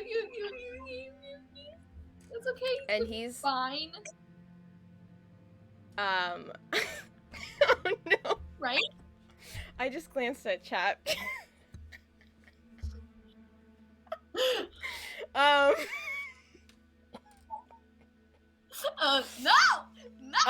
So, and it can't do anything else, aside from that. It's still holding on to Webster. Okay. It's Webster's turn. So, if he tries to get out, it's gonna be disadvantage, right? Yeah. Okay. And he's just getting fucking, like, crushed to death or something, and he's, like, gonna disappear from existence. Yeah? So, wait, because I can do, like, what if I do, I'm gonna do Cure Wounds on himself. He's gonna do Cure Wounds on himself, because I don't want him to die. Okay. And you're marking off your spell slots, right? I am. I have been, okay. yes. He's got, this'll give him 2 more spells left. Okay. In first level. He's completely out of second level spells. Great. It's great. We're doing great. This is fantastic. We're great. Okay. Cure Wounds is fucking somewhere. There it is. Okay, 1d8 plus spellcasting. Okay, please. Go well. Claire. What'd you roll? For his, I give up, y'all. Well, I rolled for his hip, to bring it back. How many hit points does he get? You're right. He got 4. 4? Oh, I rolled that's a 1. Good. That's still good. Yeah, so now he's at 12. Right. Yeah. Okay. That's still pretty good. Okay. I just was really excited about it, and I thought it was gonna go great, and then I rolled a 1. So yeah. Buy this dice, Bye. Yeah. You've lost so many dice. My dice roll is getting full. It's getting full. I'm livid. I'm going crazy, y'all. Okay. So he casts Cure Wounds on himself, and then Spiritual Weapon is gonna do the attack again. It's gonna attack. Which was really good. It's an 18 plus 3. Which That'll is hit. 2. Yeah, please do not hit, because I will cry if it doesn't. Okay. Not too bad on damage. I got 6 damage. It's gonna be real full half-level.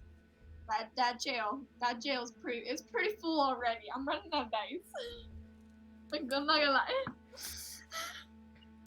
lie. Alright. Is that Webster's turn? That's his turn. Yeah, that's his turn. He's, chillin'. I will give this thing to you, this thing that's happened. You don't have to make a perception check. You kind of look around as you're fighting this thing, or not fighting it fully. And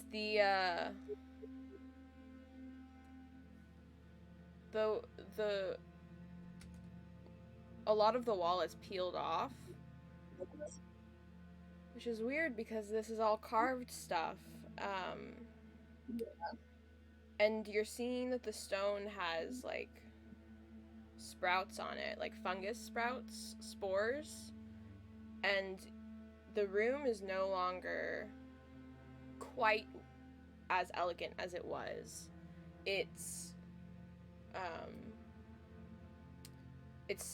There's aspects of it that look dirty, and the floor looks a little damp in places, and more of it seems to be peeling, even though there's no like imagery on some aspects of the wall, but it's still like flaking and crumbling. And the lights are going, like the rays of lights that were reflecting down seem to be dimming, and you feel Kadir grab your hand and like squeeze it, and you feel like you should check on them, and so I assume you turn around. Yes. Sorry, I had to burp for this tense moment. And you notice that when you look at Kadir, the eye patch has fallen off, and what you see is truly terrifying. In the space where his eye should be, you see something that can only be described as a void, a black void. You look into this single eye and you feel nothing. You wish you did. You know that Webster's out there, but you can't help but just stare at this eye. And you want so much to turn away from it, but you are stuck in this moment. And I need you to roll a wisdom save at disadvantage. Oh, no! I'm doing so bad at those. Okay. This This is okay, disadvantage.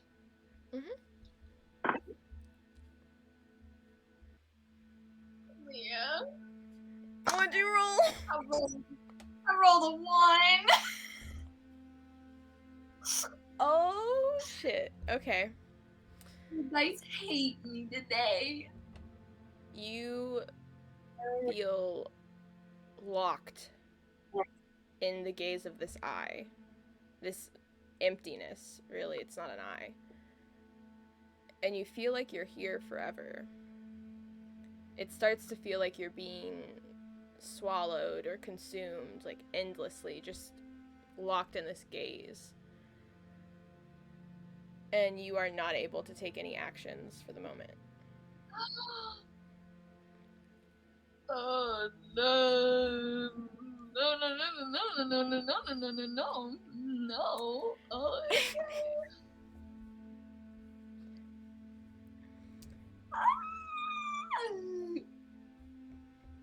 okay. Okay. That's my turn. Yeah, that was Kadir's turn, and now that's your turn. Back! And I will say,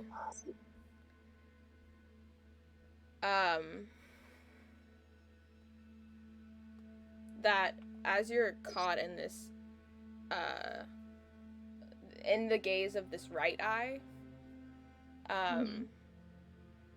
as you had looked at it, the rest of Kadir's face, like, looked concerned, but the eye, the lack of eye, the void eye, The void. just swallowed you. And as that's happening and as you feel it take hold, you hear in your mind, it's Kadir's voice, but it's not. It's weird. And he just says, some are meant to bring about the destruction of the world. And you're locked in this, and you feel, like, terrible and just rancid.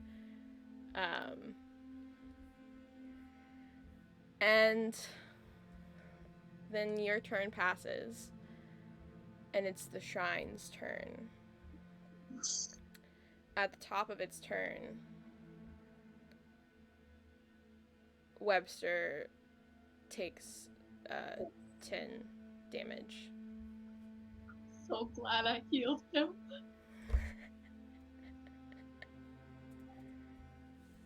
Claire, are you gonna murder Webster? Claire! I don't know how to react to what you say because I don't. No! I'll just.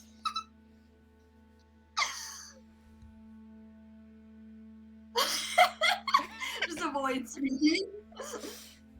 I don't know. Oh my god.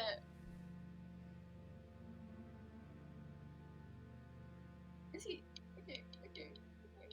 It's Webster's turn now. That's.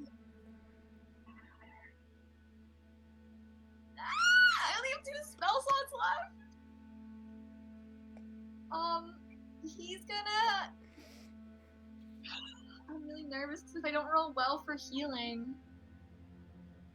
I'd have to roll really well for healing if it keeps giving him 10 damage every turn. But it's at disadvantage to break free of the grapple, and he's only got a +1 to break free.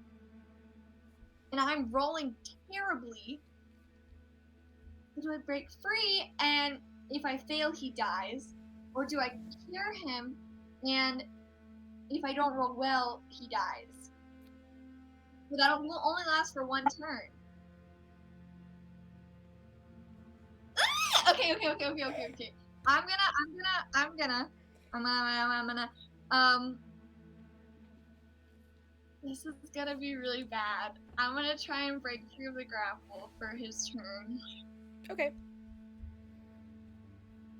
He's the only healer. He's the healer. What if he dies? I don't have anything to heal him with.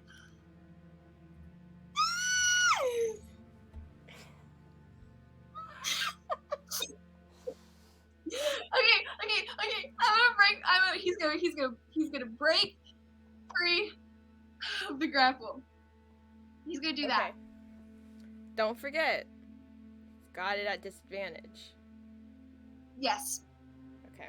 I'm just, if he stays here and I heal him, then he'll go up a little bit, but then he'll be back at probably about the same amount next turn. And I'll have the same conundrum with only one spell slot left. Mm-hmm.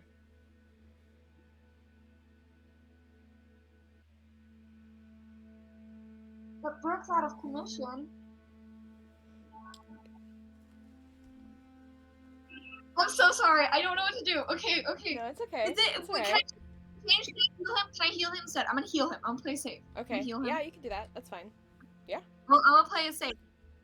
He's gonna cast Cure Wounds on himself, which I believe is a D8. Right? I think. I literally just did this last turn, and I can't remember. You said Cure Wounds. Cure Wounds. Yeah, he's doing Cure Wounds, so it's better than It's a Healing D8. Word. That's D8. Okay, D8. That dice failed me. I'm gonna do this dice. Okay, please, God. I dropped it. Fell in the wrong spot. It fell on dice. It was cocked. I'm scared to look. Okay. It was pretty good. So I got 6 plus 3. So now he's at that's 9. So now he's at 11 hit points. All right. And he's gonna probably pick 10 dim, and then the spiritual weapon bonus action. Spiritual weapon is gonna smack this bitch. Okay. It smacked the life out of her. That was cocked. I have a lot of dice in here. That's a 12. Plus 3 No. is a 15. Oh, yes. Is it 15? Okay. 15 hits. I thought you said 12 as what you were gonna... I did, because that's what I rolled. Yeah. I'm doing out loud math because it makes it better. I know you're nervous. I'm so nervous.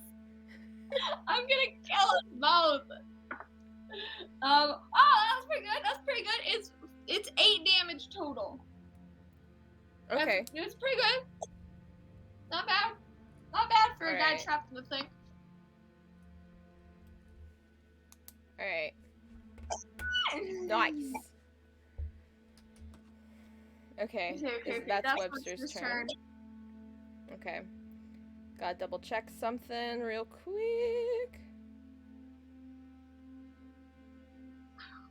And it's, oh no. Y'all. Trying to check a mechanic, sorry. No, you're great. I'm panicking. What else can I do?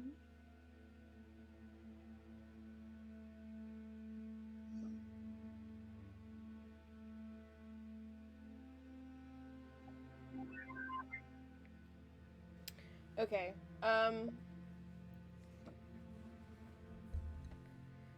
You are in this frozen feeling.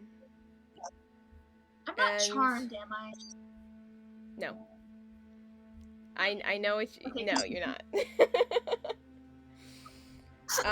I'm just grasping at straws here. I know. You're in this void space, right? Where is it? I'm trying to find the thing.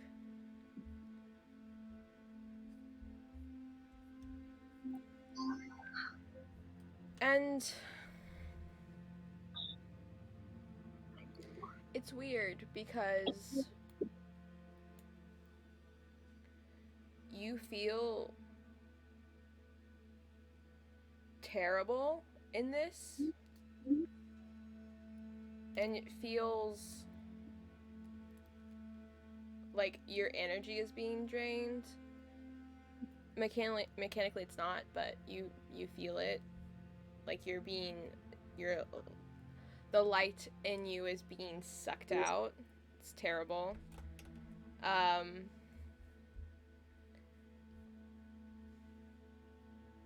And I need you to make a Constitution save this time. God, I historically have not been very good at those. Yesterday it was a 1. I know these mechanics feel so miscellaneous, but I promise that I have reasons for them. Okay. Constitution saving throw. Right? Mm-hmm. I'm pretty good at that. No, I'm not. Claire. What? I rolled a 2. My total is 5. Because I have a +3 to Constitution. So, you'd think I'd do better at these. But you know what? Okay. I don't. I failed every Constitution save that you asked of me. You haven't failed every one that I've asked, actually. Oh, really? Yeah. It just feels like it. It does feel like it. But at this point, you can, if you try to focus, you can, because you're great at focusing, because that is in your skill set. As a monk, you are good at, like, meditation and taking a moment of time to be intentional and think and that sort of thing. So as you focus in this terrible feeling, you can see, like, the edges, so, like, out of your peripheral, basically, but it's like the edges of the void, I guess. And you can see that things are glitching around you, and it's getting darker, but you're still in, you can't shake this hold that this eye has on you.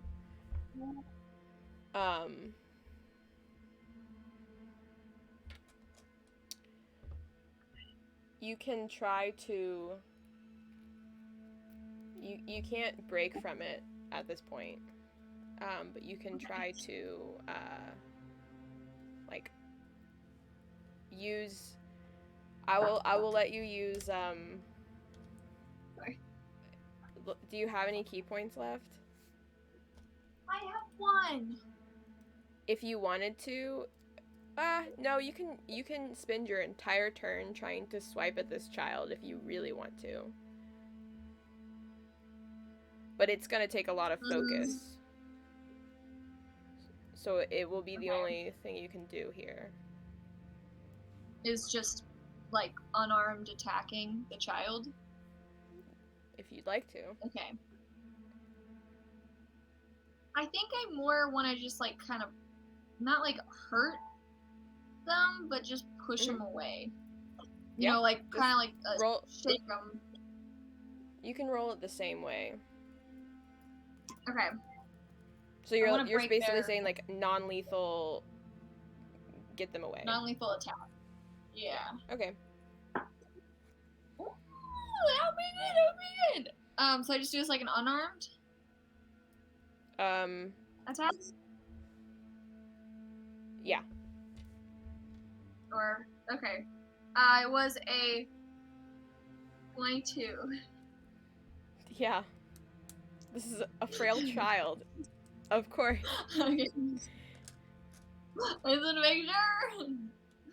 It was good. Or no, it was a 23. It's even better. Great. Just making sure you know that I'm amazing in this moment. Of course. I haven't been. What's the damage the whole time on this? I know that it's non-lethal, but what's the damage? I got 8. I rolled a 4 on my d4. 8 damage. Non-lethal unarmed attack. You you shove this child away from you, and he collapses. I kill a child. It's non-lethal, so he must be okay, but you fully just slam this child away. The creepy thing is, though, the void eye is open. It's not Am I still pointed locked direct. into it? You can't do anything else this turn, but you are not locked in it anymore. Okay.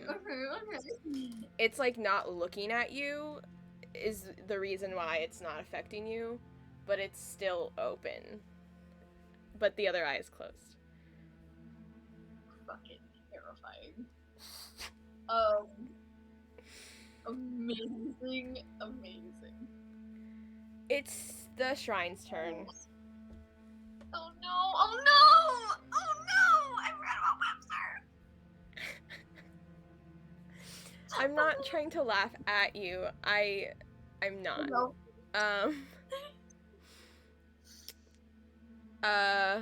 Hold on. Is this an action? Let me double check something.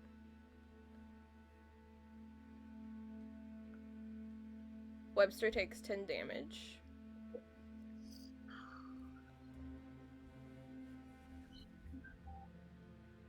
No.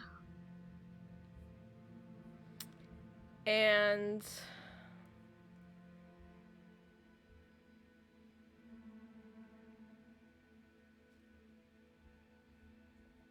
I can't see. Hold on. Webster's currently at 1 hit point. Yep. I'm trying to remember how long a grapple would be. I don't know if it's relevant.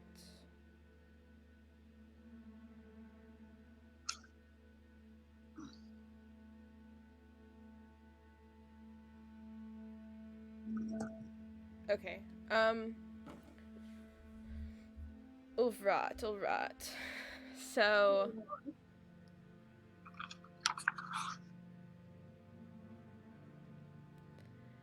I think you just grapple them. You have them until that person tries to escape, but you have to use your action to escape. So he just kind of has them. you don't understand why, but the shrine and Webster vanished for a moment. I'm so sorry.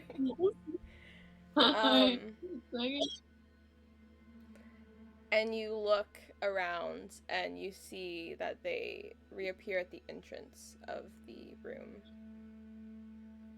Okay, that's fine. It's a big room. Now it is Webster's turn. Wait, so like how far away are they? Like they're like 50 feet okay, away. maybe the next is What? Are you trying to hold your ears up? No, I'm holding my human ears because I'm just nervous. Oh. Okay. I'm just holding my earlobes. I don't know what to do! I'm back in the same position! He's got 1 spell slot back, so I can heal him. But again, I have to roll really well, especially so now because he's only got 1 hit point left. But if I don't heal him above a 10, it has to be above a 10, at least an 11. Then the next round, he's going to take the 10 damage and he's going to just die. So I either do that or I try and escape. And if I don't escape, he's going to take the 10 damage next turn and he's going to die. I think Webster's a fighter. Not very strong, but he's nimble little boy. He's gonna try to escape the grapple. Okay. And that's gonna be his turn. It's gonna be a disadvantage, yeah? Yeah. I don't know which dice to pick. Okay.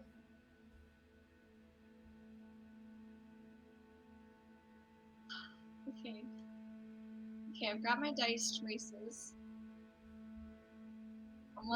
So I roll and you roll, yeah? What? For the grapple? No, I don't roll. There's a DC. There's a DC? Mhm. Okay. And I can use acrobatics, yes? Mhm. Okay.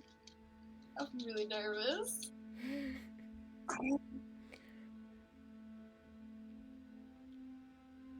They were both really bad, but it didn't. What is It the was a total? 4. No.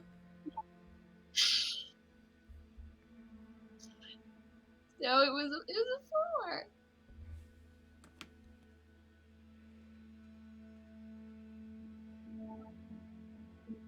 So Webster's still he's gonna die.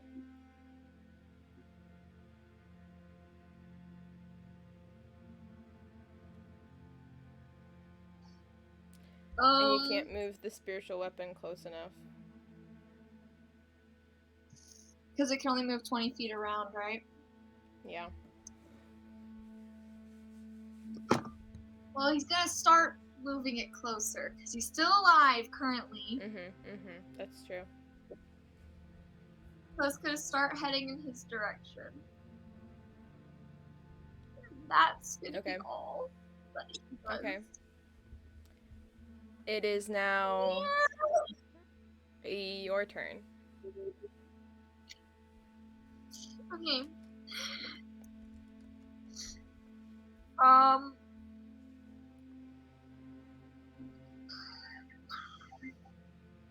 going to. Can I start running towards Webster, like towards the statue? Am I gonna like? I have 40 feet of movement. Do I make it? Is it that far away? Is it close? You're 10 feet away. I'm 10 feet away from it? Or I went after running, I'm 10 feet away. Yeah. After running, I'm 10 feet away. I'm going to spend a key point to use my last key point to use Step of the Wind, and I'm gonna dash as a bonus action to make it. Yeah. Yes. Okay. No. I'm gonna attack with my short sword. Okay. Okay. Yeah. I'm gonna make my one attack.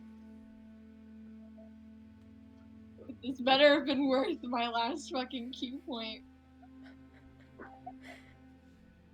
Ha! Ha! Ha! Ha! It's gonna be a 21 to hit. That hits. That hits. That hits. That hits. That hits. That hits. Yep. That hits. And the damage. Okay. Okay. It's okay. It's a 7. 7. All right.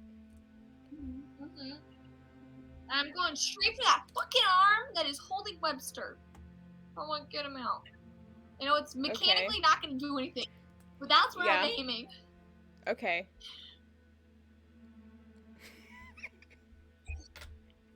Sorry, I can't help but laugh. I'm so excited that you're stressed out, but I don't mean that in a mean way. Claire, you know me. I'm about to stay on a fucking chair. I'm getting to that point. I know. But I have to stay in frame. That's the whole thing. So there's a thing that I do when I get really stressed when playing D&D is stand on chairs, and I can't do that because I mean you could. There's a tiny space. But then you'd only see my legs. I am wearing really cute pants today. Okay. But, you know. All right. Is that your turn?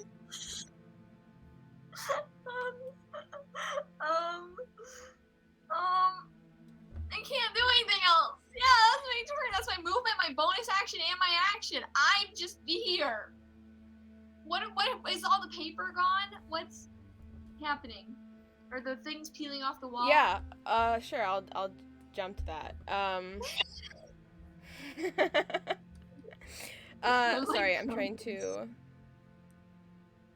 Okay. You're doing great. As you glance around, as you're running, you notice the ground feels uneven, and it sounds like you hit puddle, and maybe you just stepped in some mud. And you look around and it's darker. It's getting darker and darker as time is passing. And you don't see any of the imagery on the stone anymore. And if you looked back, the pool is no longer clean. And you're running to get to Webster, to save Webster. And it's the shrine's turn. And Webster goes limp. No! And for a moment,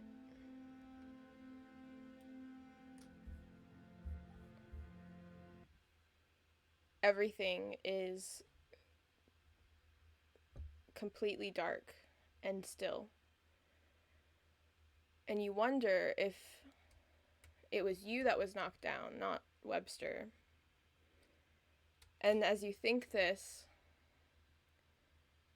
we're gonna go to a break. 10-minute break. You! 10-minute break. 10 minutes! Y'all. 10-minute break!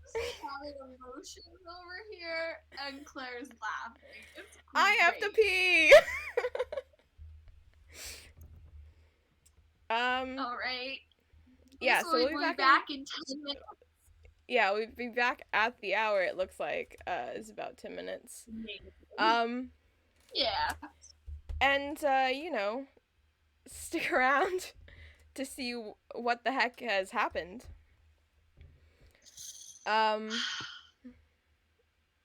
Yes, we will we'll be right back. Bye!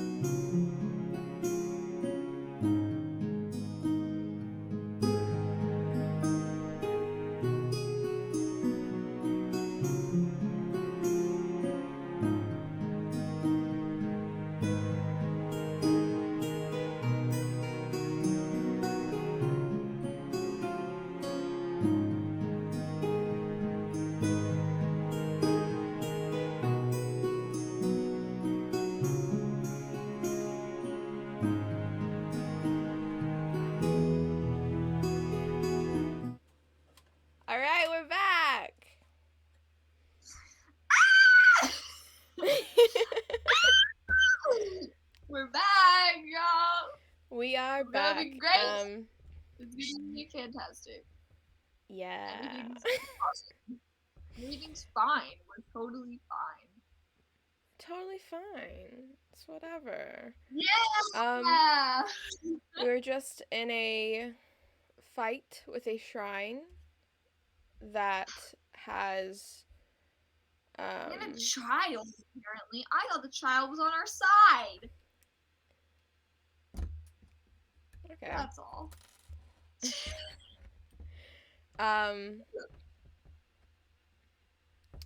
So the moment has happened where Webster is limp in this thing's hand.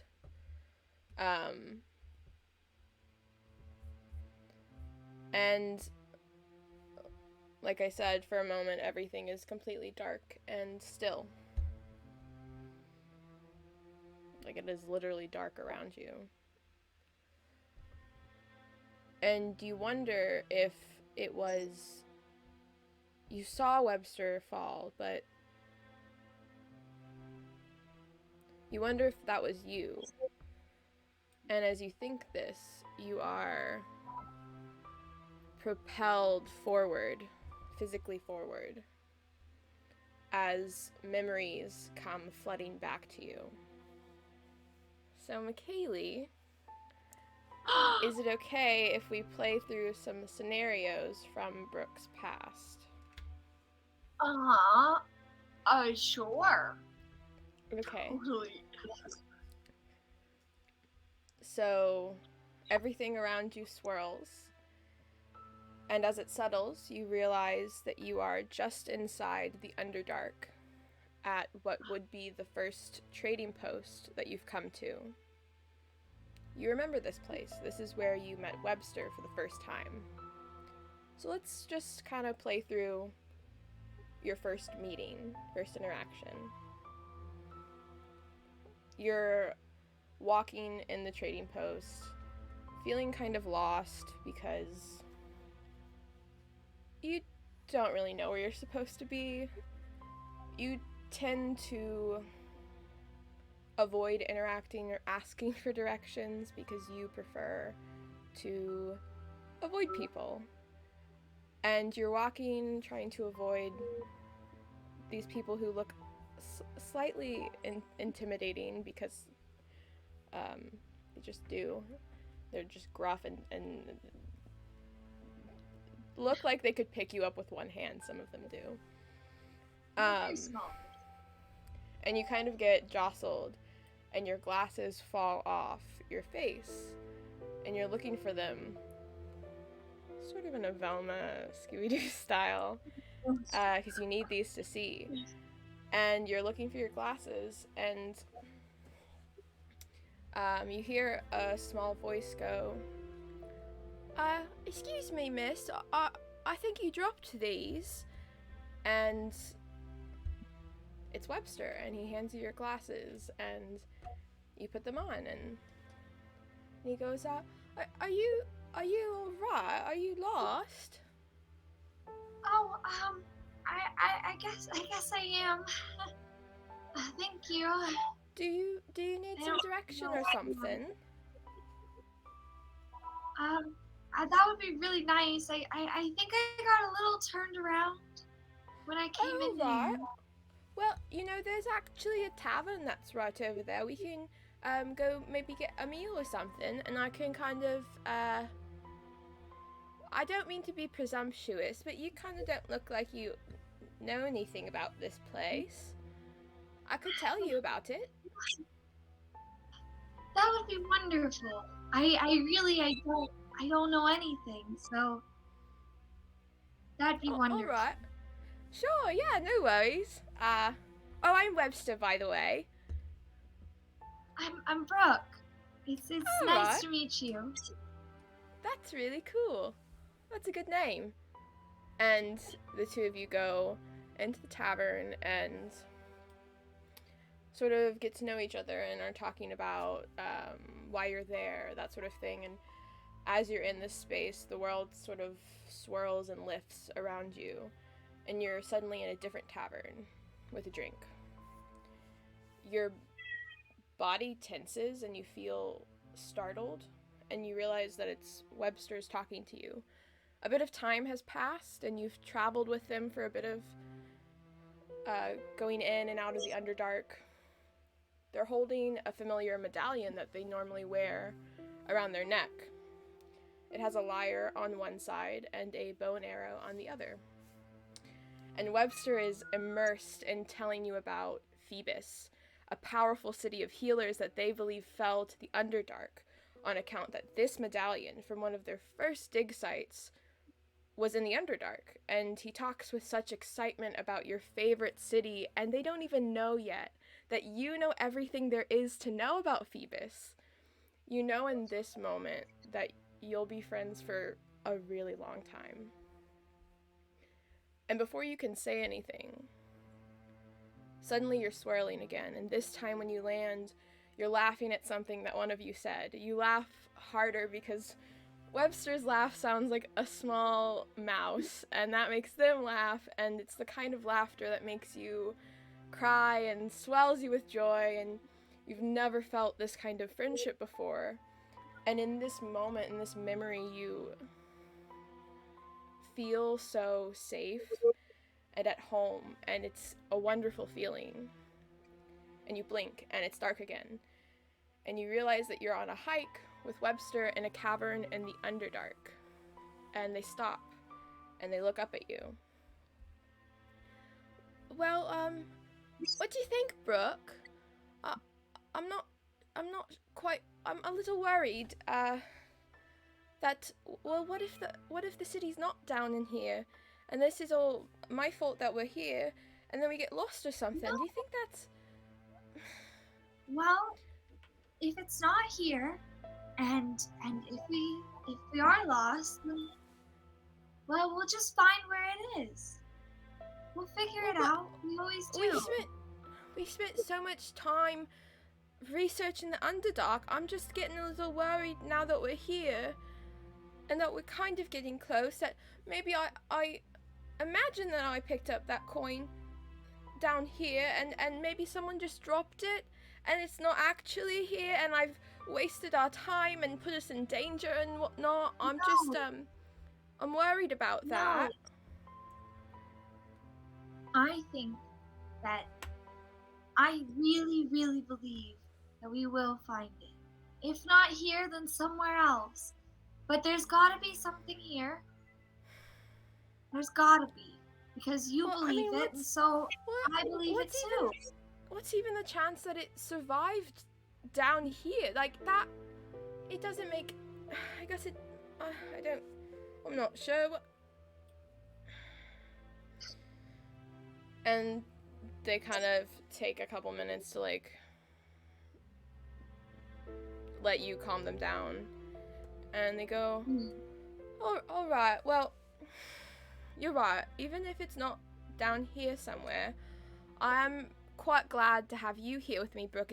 It's nice to not be so lonely in this place, looking at stuff. It's kind of scary, I think. I mean, it really is, but I'm not scared as long as you're here.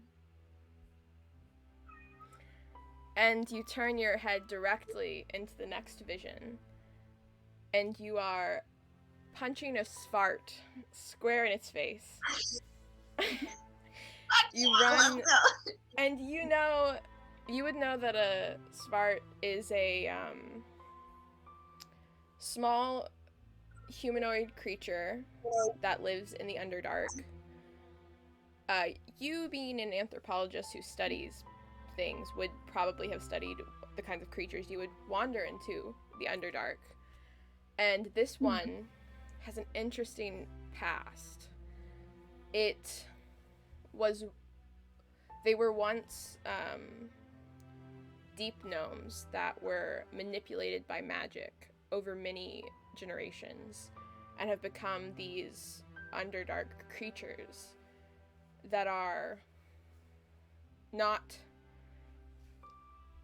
exceptionally kind and travel in groups, and you are here fighting a small group of them that you tried to avoid, but they ambushed you. And it does feel a little scary to be attacked in this area, in the Underdark, so far from help. But it's not a terribly difficult fight. The two of you beat them quite easily, and you pause to rest. And everything goes away and comes back, and now you're in a large cavern. It seems to be some sort of strange pocket within the series of tunnels you've been traveling through. According to Webster, this is where they found their medallion, somewhere around here. And you quickly wander around, being careful not to make any loud sounds that would attract more territorial creatures. As you both search around, can you give me an investigation check? Sure. I don't like my dice right now. Okay. I rolled a 1. You... McKaylee! Okay. This is a important moment. It's fine. I'm just Hold on. distracted. That's all. What is Webster's investigation bonus? Let me see. His investigation is 2 plus 2. Okay. You search around, and you can't find anything. You think, oh, is that a rock? It's just a rock. Oh, is that... No, that's just another rock. Maybe under this no, that's another rock. You don't find anything. But Webster, mindful of when they were here last and were doing some archaeological digging around, they uncover something that they see from a farther distance, and they point it out to you, and you go over because you're closer to it. It's catching the light of your torch as you approach it. It's a piece of wall or stone that's got some lines on it and what you recognize as celestial characters painted in gold on it. You are incredibly excited to find this. You shriek. You're so excited. And you blink again, and you are now walking carefully, trying to get to Webster. You're taking delicate steps. They've walked into what appears to be a patch of beholders, but you know that they're not. They just look like that. These are gas spores. You know that this fungi is dangerous, and if it's touched, it can harm you, and it can be fatal if they are killed because of the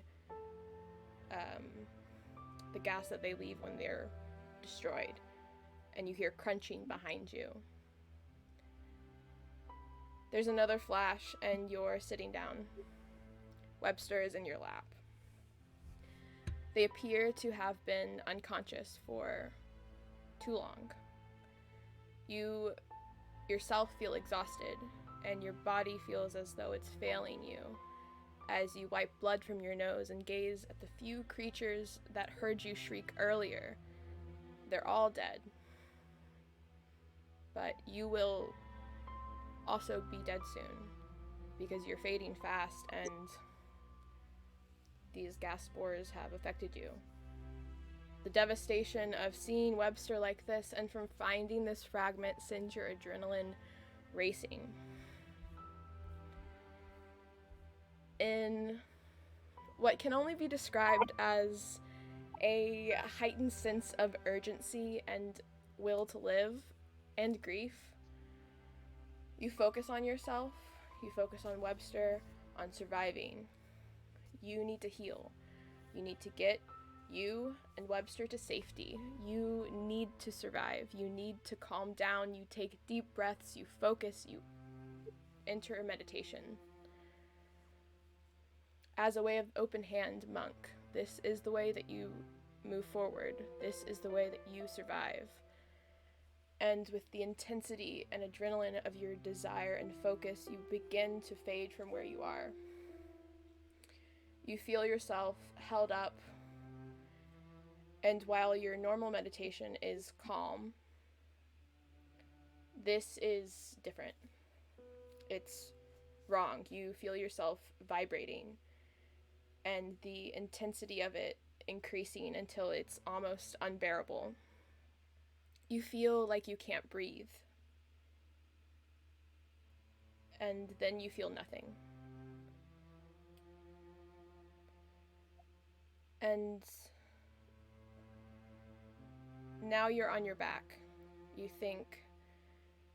feel that your eyes are closed. You smell dirt, poison, fungus, sediment, blood. And before you open your eyes, you feel yourself being thrown back. What do you do?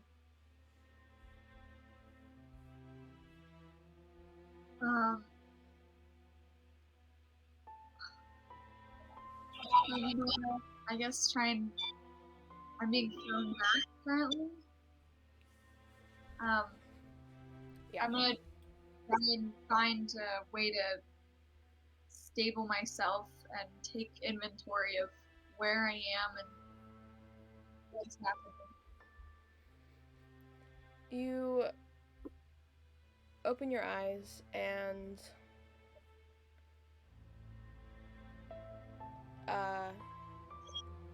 you look around and you realize that you're in the cavern that you've been in this cavern,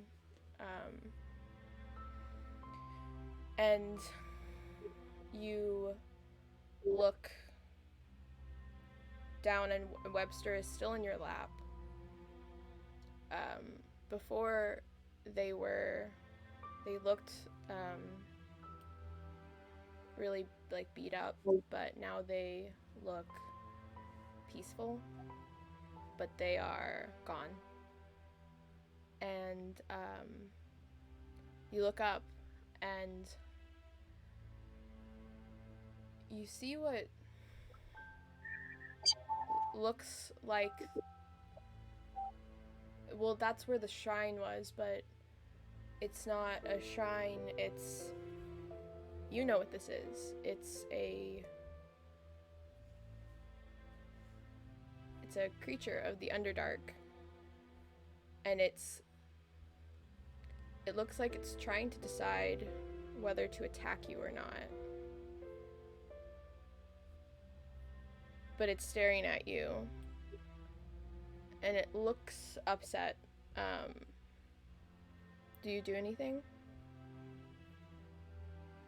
I'm gonna just kind of gently place Webster on the ground and stand up and just face it. I'm just gonna prepare myself. I'm not gonna say anything. Okay. It looks at you and scowls and like bares its teeth and steps back, and then it's gone. And you are left alone with Webster, and you put the stone in your pocket and you think to grab it, and you grab the stone, and as you're looking at it, it crumbles in your hand, and there's a just a pool of light in your hand for a moment, and then it like washes off the sides and it's gone. It's gone. I'm gonna go to Webster and just grab him. I'm gonna just try and see if there's anything I can do. Anything. Make a medicine check. Okay.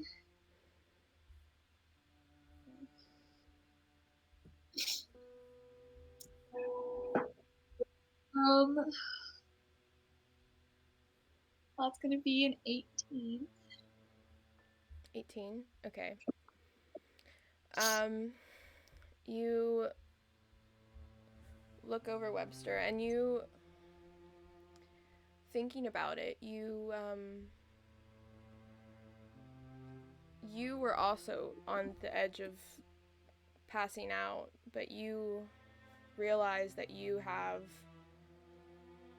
whatever you did when you entered your meditation, it seems to have healed you almost completely. And it seems to have affected Webster as well, but it was too late, and all it has done is healed the wounds that are visible.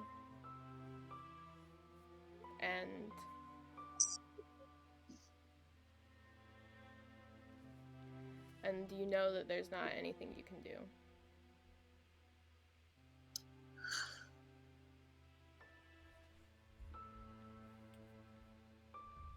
This is really mean, Claire, and I just want to make that on the record.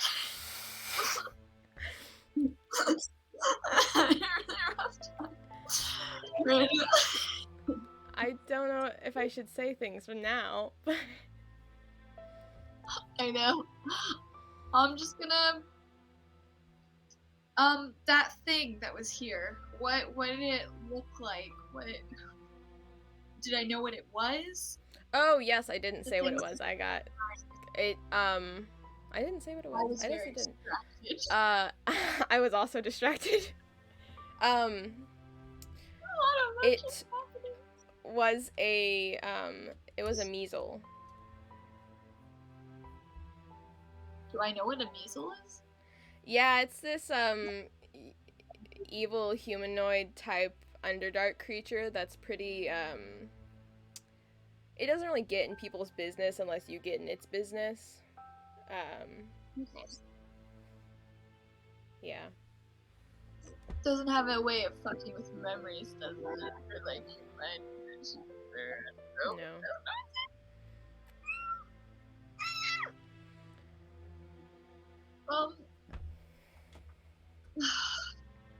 I'm gonna then, probably have like a cloak or something, I don't know, I could use. I'm gonna just, not like he's dead, because I don't, he's not, he's gonna be okay. I'm gonna just wrap him up. Okay. And I'll say that, did you want to do something specific, or? Just pick him up. Okay. Take him with me. Wherever I go. And I'll say that you do that, and you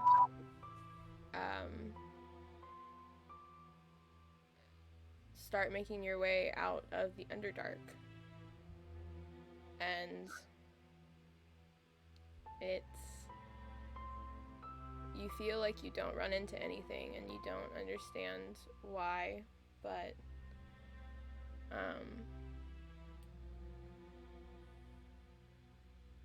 on your way out, you run into someone who looks like they've been looking for you. And as they approach you, they seem to recognize what's happened. You're not quite sure why. but they like start running towards you, and I think that's where we end in this moment.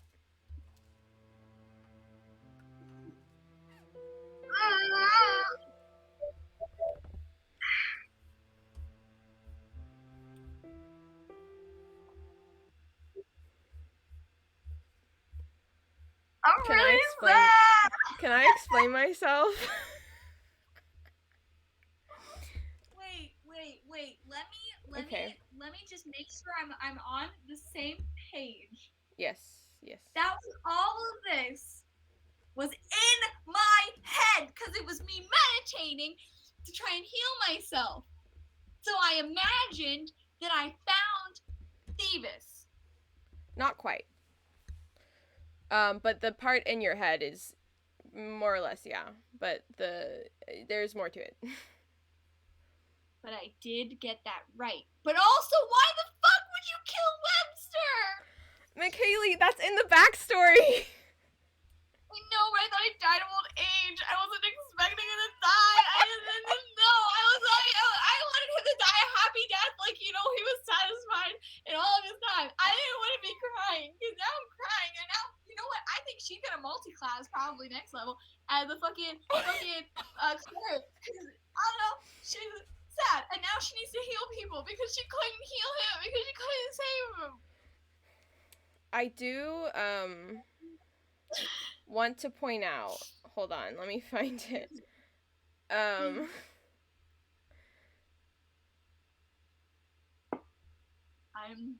sad.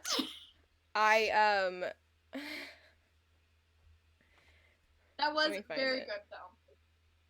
Fan-fucking-tastic job, Claire. You did amazing. Thanks. Good. I did ask McKaylee what she likes about D&D. Yes. And I also, I asked you specifically if you like to get into sad backstories, and you said I love it, especially, and I quote, when it's unexpected and throws me off guard. You know what? I was thinking more like my fucking, the person who's trying to murder me comes into my backstory and I have to fight him. Like, whoa, throws me off guard. That was what I was picturing in my head. I wasn't thinking, oh yeah, let's go into how Webster dies. I didn't think about that. I knew it from the beginning. It was all in my head, and that Webster was dead. We built this character a couple months ago, and I really, when McKaylee chose to play this character for this one-on-one shot, this will be I don't know if you guys want to hang around for this, but we're just going to talk about it a little bit, because it was fun to build and play, and I've never written a one-on-one shot, so I would love to talk about it a little bit. Fuck yeah. So we built this character 2 months ago, I think. I can't remember exactly. It was August. And the backstory is really cool because, for one, she doesn't believe in time. For two, she's wants to avenge a city that was devastated by the general, like, evil library that we've built into a lot of our backstories. And I thought it would be cool to, and Webster, we had said, was a companion that had passed away. Yes. And we didn't, like, we kind of said maybe how they might have passed away, but, like, when they were older. Yes, we didn't say specifically, though. We said when they were older. Which Webster was, I didn't say it, but Webster was pretty old. I mean, I kind of figured, yeah. Yeah. That's how I met. Was him being. Yeah. So, Webster. Yeah, and I wanted to explore the backstory a bit without changing the backstory. Yeah. So. I don't know. Predetermined. Yeah, I built a lot of lore around Phoebus, like making all of that. Was super fun. Kind of just like I feel like if anyone else here has DM'd before, when you get your idea for something and then you start adding to it, and then you like spiral down this like fun tumble thing, and it's just great. And I have I used Notion to organize this, which I do recommend. It's very cool and useful. But I wrote so much about the lore of Phoebus and that sort of thing, and it all just kind of felt like it was fitting together. And I also wanted to explore like how Brooke interprets time, because I thought that was a fun challenge that we made you not believe in it because of our potato. Great times. And I wanted to explore it a little bit. So we did. And you want to know why you were in Phoebus specifically? Yes. How did I get there? I mean, that was all in my brain, right? But was it spurred on by the ruin? Yeah, or so like, was it physically there? You have obsessed, like Brooke has obsessed over Phoebus. Also, if my headphone totally dies, I'm gonna scream, but it's gonna be okay. That's great. Or maybe I'll just keep talking and I won't be able to hear McKaylee. I'll just talk, and then I can just have little side notes, and just me and chat will be aware of what's happening. And you can just have your whole thing, and I'll just have mine. Well, I can also look at chat if let's just keep going. I had a lot of stuff narratively scripted, Haplo. Like I kind of wrote out, I wrote things out in a way that, it's not like a straight up description. The flashback specifically was heavily scripted, and it not like the interactions and stuff, just like the descriptions of what everything looks like. The speaking stuff was just whatever happened. Yeah. But I wanted to write it out so that I could make sure not to skip anything. That was sad and terrible, because I was expecting to come back and maybe try and save him. And so for it to already be like there was no fucking hope. And it just, it was really good. You did a really good job. Thank you. I had fun. But yeah, I had all of the, like, I had descriptions for all of the NPCs and what the locations looked like. I kind of didn't necessarily follow them directly, but I put the most important things in the descriptions so I wouldn't forget. And yeah, so yeah, basically to make sure that I didn't spaz out and not spaz out, just get distracted and forget where I was, which I did sometimes, but I think that happens to everyone. Yeah. And then, let's see. Where did I put it? I have an explanation of why everything was happening. Where is it? Okay. Right. So, boopity bop, bippity boppity boop. Okay. So I kind of explained it in one of the flashbacks, but you were fighting in the Underdark. Yes. And overwhelmed by creatures and things.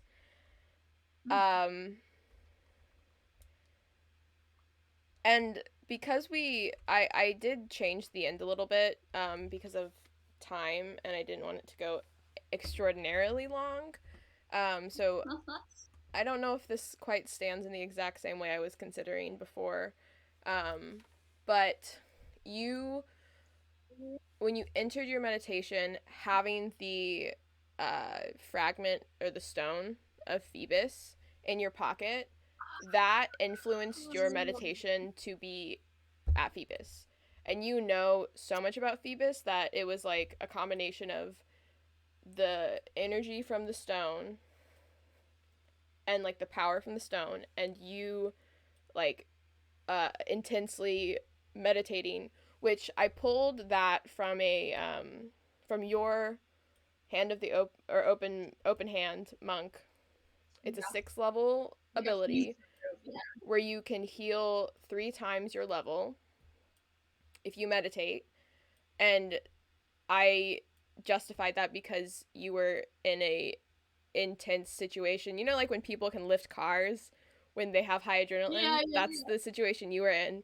So you went into this, and I was having you roll constitution saves because you had a buffer of 9 hit points from the meditation, and every time you failed a save, you lost 3 hit points. And if you had lost all of them sooner, the illusion would have faded more quickly. Whoa. So that's what the random constitution saves were. That I did hit on. Yeah. Yeah. Most of the wisdom saves were for you to maintain the meditation. Oh, okay. So you kept rolling high, and I was like, okay, sick. This is great for you. You should be happy. Yeah. Yeah.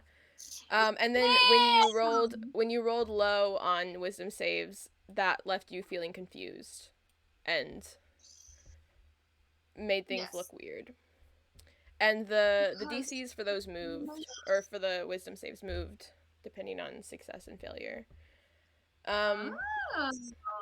The intelligence checks, history checks, investigation checks, actually intelligence checks specifically, was for you to remember things that happened leading up to waking up in Phoebus. Yes. So if you rolled... Yeah, if you rolled high... I was making you do intelligence checks, but I was secretly also making those into investigation and history checks to history check. There's a reasonable explanation. Investigation check. You would notice some discrepancies in your illusion. Yeah. Let's see. What the fuck? And Webster was immediately there with you because you're thinking about them so deeply. Like, you were thinking about only, like, you're always thinking about Phoebus because, of course, you're thinking about surviving. You're thinking about Webster. And you got the fragment in your pocket. And that activated it or something. Like that. Oh, no! And that's why that bitch was selling only my shit. Because it was only shit that I had. Yeah, the people that vibrated, those were the people that were not supposed to be in Phoebus. I will not explain that further. Okay. Just because, I don't know, are we ever going to play these characters again? I don't know. I want to play this character again really bad, actually. Well, then I'll limit a little bit of what I say then. She's on multi-class, but she's gonna take some healing now because she's traumatized. You make tragic backstories, McKaylee. I didn't make this! You did! Yeah, you know. Yeah, that's true. You make tragic backstories, but when I make them, they're really just not... They're just not... They don't feel great. I don't want Let's to be see. blamed for this tragic backstory because No, I didn't do it. I don't. I take full responsibility. Let's see. The reason one of the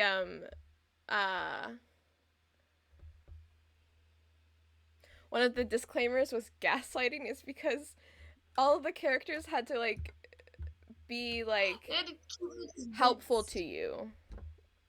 They like it wasn't that they were gaslighting you necessarily, but they it felt like that because it basically was that, but what it was is it was Brooke's mind trying to like put her in a safe place. And you being suspicious made it like feel extra bad, which of course, but that's also why. Yes, that's also why it felt safe to be here.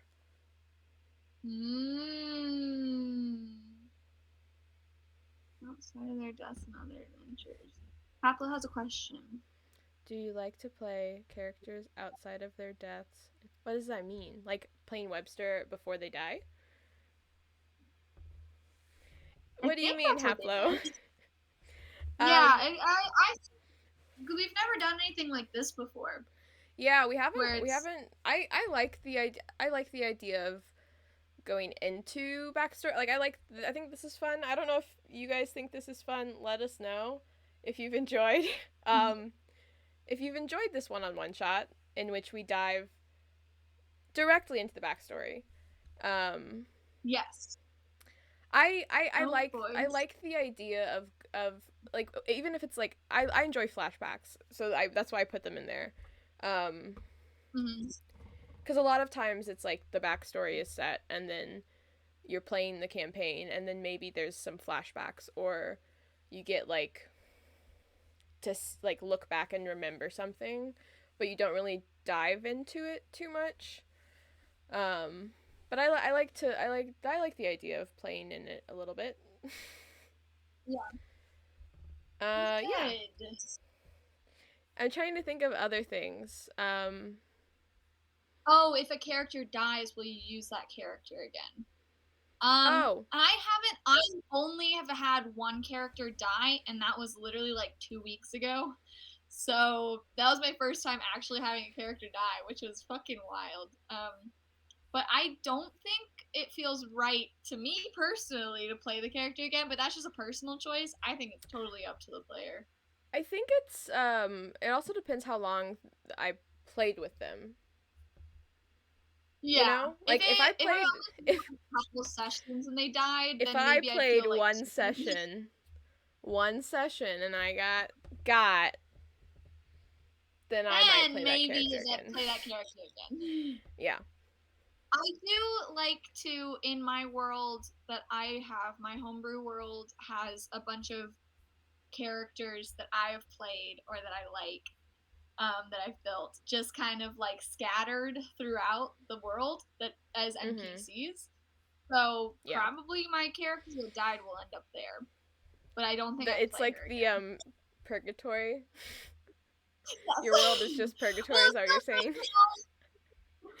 It's like her time has passed, so you know. So she goes and she's an NPC. You die as a player and you get resurrected as an NPC. That's how it works. You know. I don't know. Oh boy, I'm trying to think if there's anything else fun that. Oh, the reason. Do you want to know why all the NPCs answered you like they were reading from a book? It's because it was my knowledge. Yeah, it was only they only had my knowledge of what happened to Phoebus, so they were working off of that, right? Yeah, for the most part. So I was never ever gonna figure out what happened, because that's not like true. when I asked that question. That's not true. When I put the rock up. Because, you said some of them weren't supposed to be there. Yeah, I think you would, thinking about it, if you were gonna, like, play more of this character, I think thinking about it, those two people that were strange, you would that wouldn't have fit. It doesn't feel like they fit into the world. So it was the child with the void eye and the child who stole my shit. Which was my shit actually stolen then? If that was all in my head in my meditation space, did she actually steal that paper from me? The paper wasn't yours. It was the tinderbox. Okay, the tinderbox. Did she steal a fucking tinderbox from me? Did she? Check your bag. I know we're done, but can I check my bag? Yeah, it's not there. I checked my bag.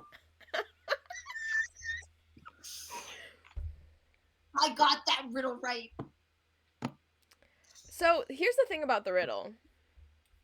Hold on, let me scroll to it. For those who weren't here yesterday, there was a child that was selling stuff that had a riddle, and she said she'd give me something if I got the riddle right. I got the riddle right, but she went into my mind and made me say the wrong answer. Claire, continue. I just want to all on the same page. Great. So the riddle, that's like the answer to the riddle if you're just looking it up. Like if you look up riddles, that's the answer to the riddle. But I picked that riddle specifically because I thought it was kind of ironic. The riddle is what comes in a minute, what comes once in a minute, twice in a moment, but never in 1,000 years. I thought it was ironic that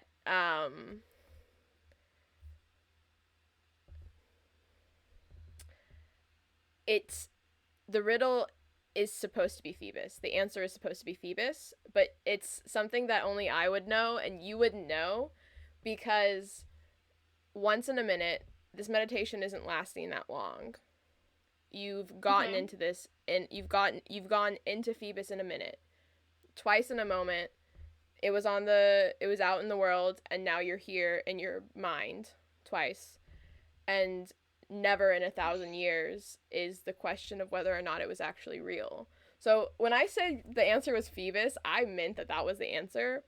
But the answer to the riddle is technically the letter M. So you did get it right, but I was looking for an alternative. The answer that I and Kaylee would never get, Brooke would never get. Yeah, no, it was intentionally supposed to be like that.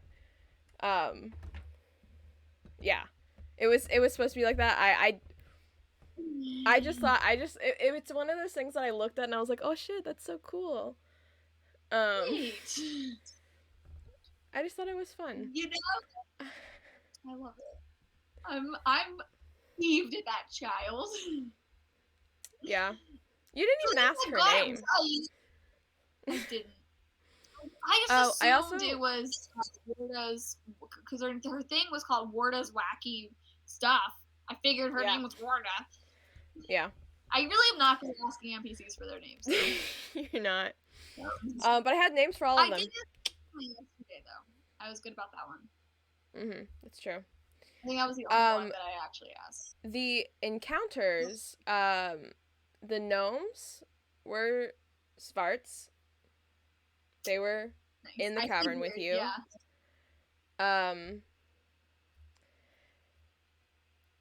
Yeah. And then the shrine was the measle. Okay. Yeah. I used the mechanics of a measle, which they have like a grapple thing that does the 10 damage every time you hold it. That was bad. I didn't know what to do. Yeah. They also have shadow teleport. They can they can go 500 feet in like an instant with all of their anything they're carrying. They can just dip. Rough. Yeah, so that's what they did at the end when they left you. Yeah. But I used my last key point to get to him. Yes. And then what was up with the void eye? The void eye? I can't tell you much about that if you want to play this character more. Okay. I'll relent on that. That one can be a mystery. I will say, we built 3 NPCs last week on stream. We built Warda, or Wardine is what full name, and we built Greer, who we didn't get to today, because I realized that it would have taken forever, and that it wouldn't have worked. But Greer was a playable NPC that we built that I kept telling McKaylee if she ran into them, then maybe they would help her. That was definitely just like a hiding the fact that Webster was going to be your playable NPC. But they actually ended up fitting really well into the Greer ended up fitting really well into where they would have popped up. And then Kadir was the last NPC we built. And I didn't change much of anything about any of these NPCs. They just fit really well into the spots I put them. The eye patch is nice. Yeah. The eye patch inspired something. They are never one shot. I started writing this and I was like, oh no. I'm getting excited. And then and then I just we come back. I couldn't. And we continue. Come back from break and we keep playing. Just a one-on-one? I don't know. We'll see what happens. We'll figure it out. We'll figure it out. We'll figure it out. Oh boy, yeah. It was very fun to like write this. All of the NPCs had specific things they could say about Phoebus. Let's see. It was the lady being the picture from the book was what solidified that it was all in my head. That was like I know. The nail, like, oh, man.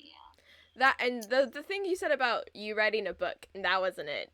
It's just that you know those books so well that they just started manifesting in your meditation. That idea was one that I was pretty sure was wrong as I was saying it, but it needed to be put in the world just in case it was true, and then I could say that it was right. Right, of course. You know? And then Cinnaboo is the only documented leader of light. So that's why they're the leader of light. Okay. Yeah. Yeah. Okay. One-on-one Thank shot. you. We like it too. One-on-one. This is our second one-on-one shot, which has been really fun. This one was a 1-on-2 shot, technically. Oh, that's true. Yeah. But it was a good shot. It was a great one. I think I got through most of the things I wanted to, like, and when we were playing, I didn't leave out too much, except for the Greer stuff. Mm-hmm. Spicy. Oh, cool. Well, yeah. So we're actually, for the month of December, we are taking a little bit of a break. Mostly to look at how we've been doing and think about what we want to do for this upcoming year. It's mostly that we've built a lot of characters and we want to do stuff with them. And we're trying to brainstorm things to do. And I think McKaylee might have frozen on me for a moment there. And I'm back. Now I can. My phone died. I was using my phone for Wi-Fi, so OMG. It's dead now. Amazing. I mean, I feel like it makes a lot of sense to say one-on-one shot. Mm-hmm. Because before we said a one-on-one one shot, and then we were like, what? One-on-one shot? So yeah, of course, go for it. One less Um, one would work. yeah. Delete the extra things. But yeah, we're trying to consider the sort of things that we want to do. We might jump on at some point in December to see what y'all think about things. Or just to Yes. say hi. Yeah, Check just to in. say hi. If you've been hanging out and you haven't followed us yet, like feel free to follow us. Please. Here and on Twitter. And you can go on the other ones too. We've been posting less there, but that's another thing we're gonna figure out this month. Yeah. I hope it's been quite fun. We hope you've enjoyed our accents attempts. I kept forgetting what mine was, you know. It was great. I had Warda in my head as like slightly Irish, and I butchered it. My brain said, "Not the hard R's, not the hard R's." But it's fine. I thought great. No worries.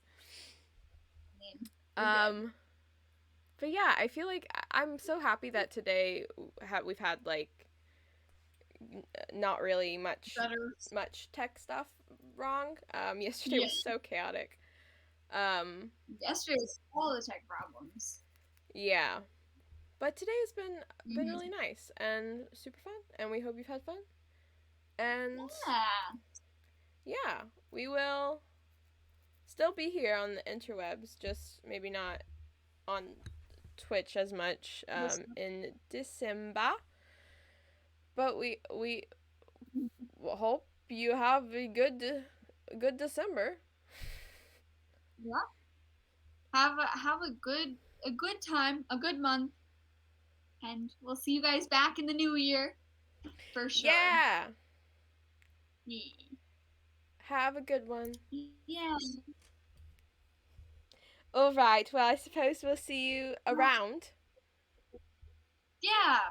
And have a good one. Have a good one. Thanks for hanging out with us. I feel so weird saying bye now because it's gonna be a time, and also I'm really sad, but it's fine because of one shot. It's fine. Everything's fine. Yep. But we'll see you soon. All right. Goodbye, friends. Bye. Have a good one.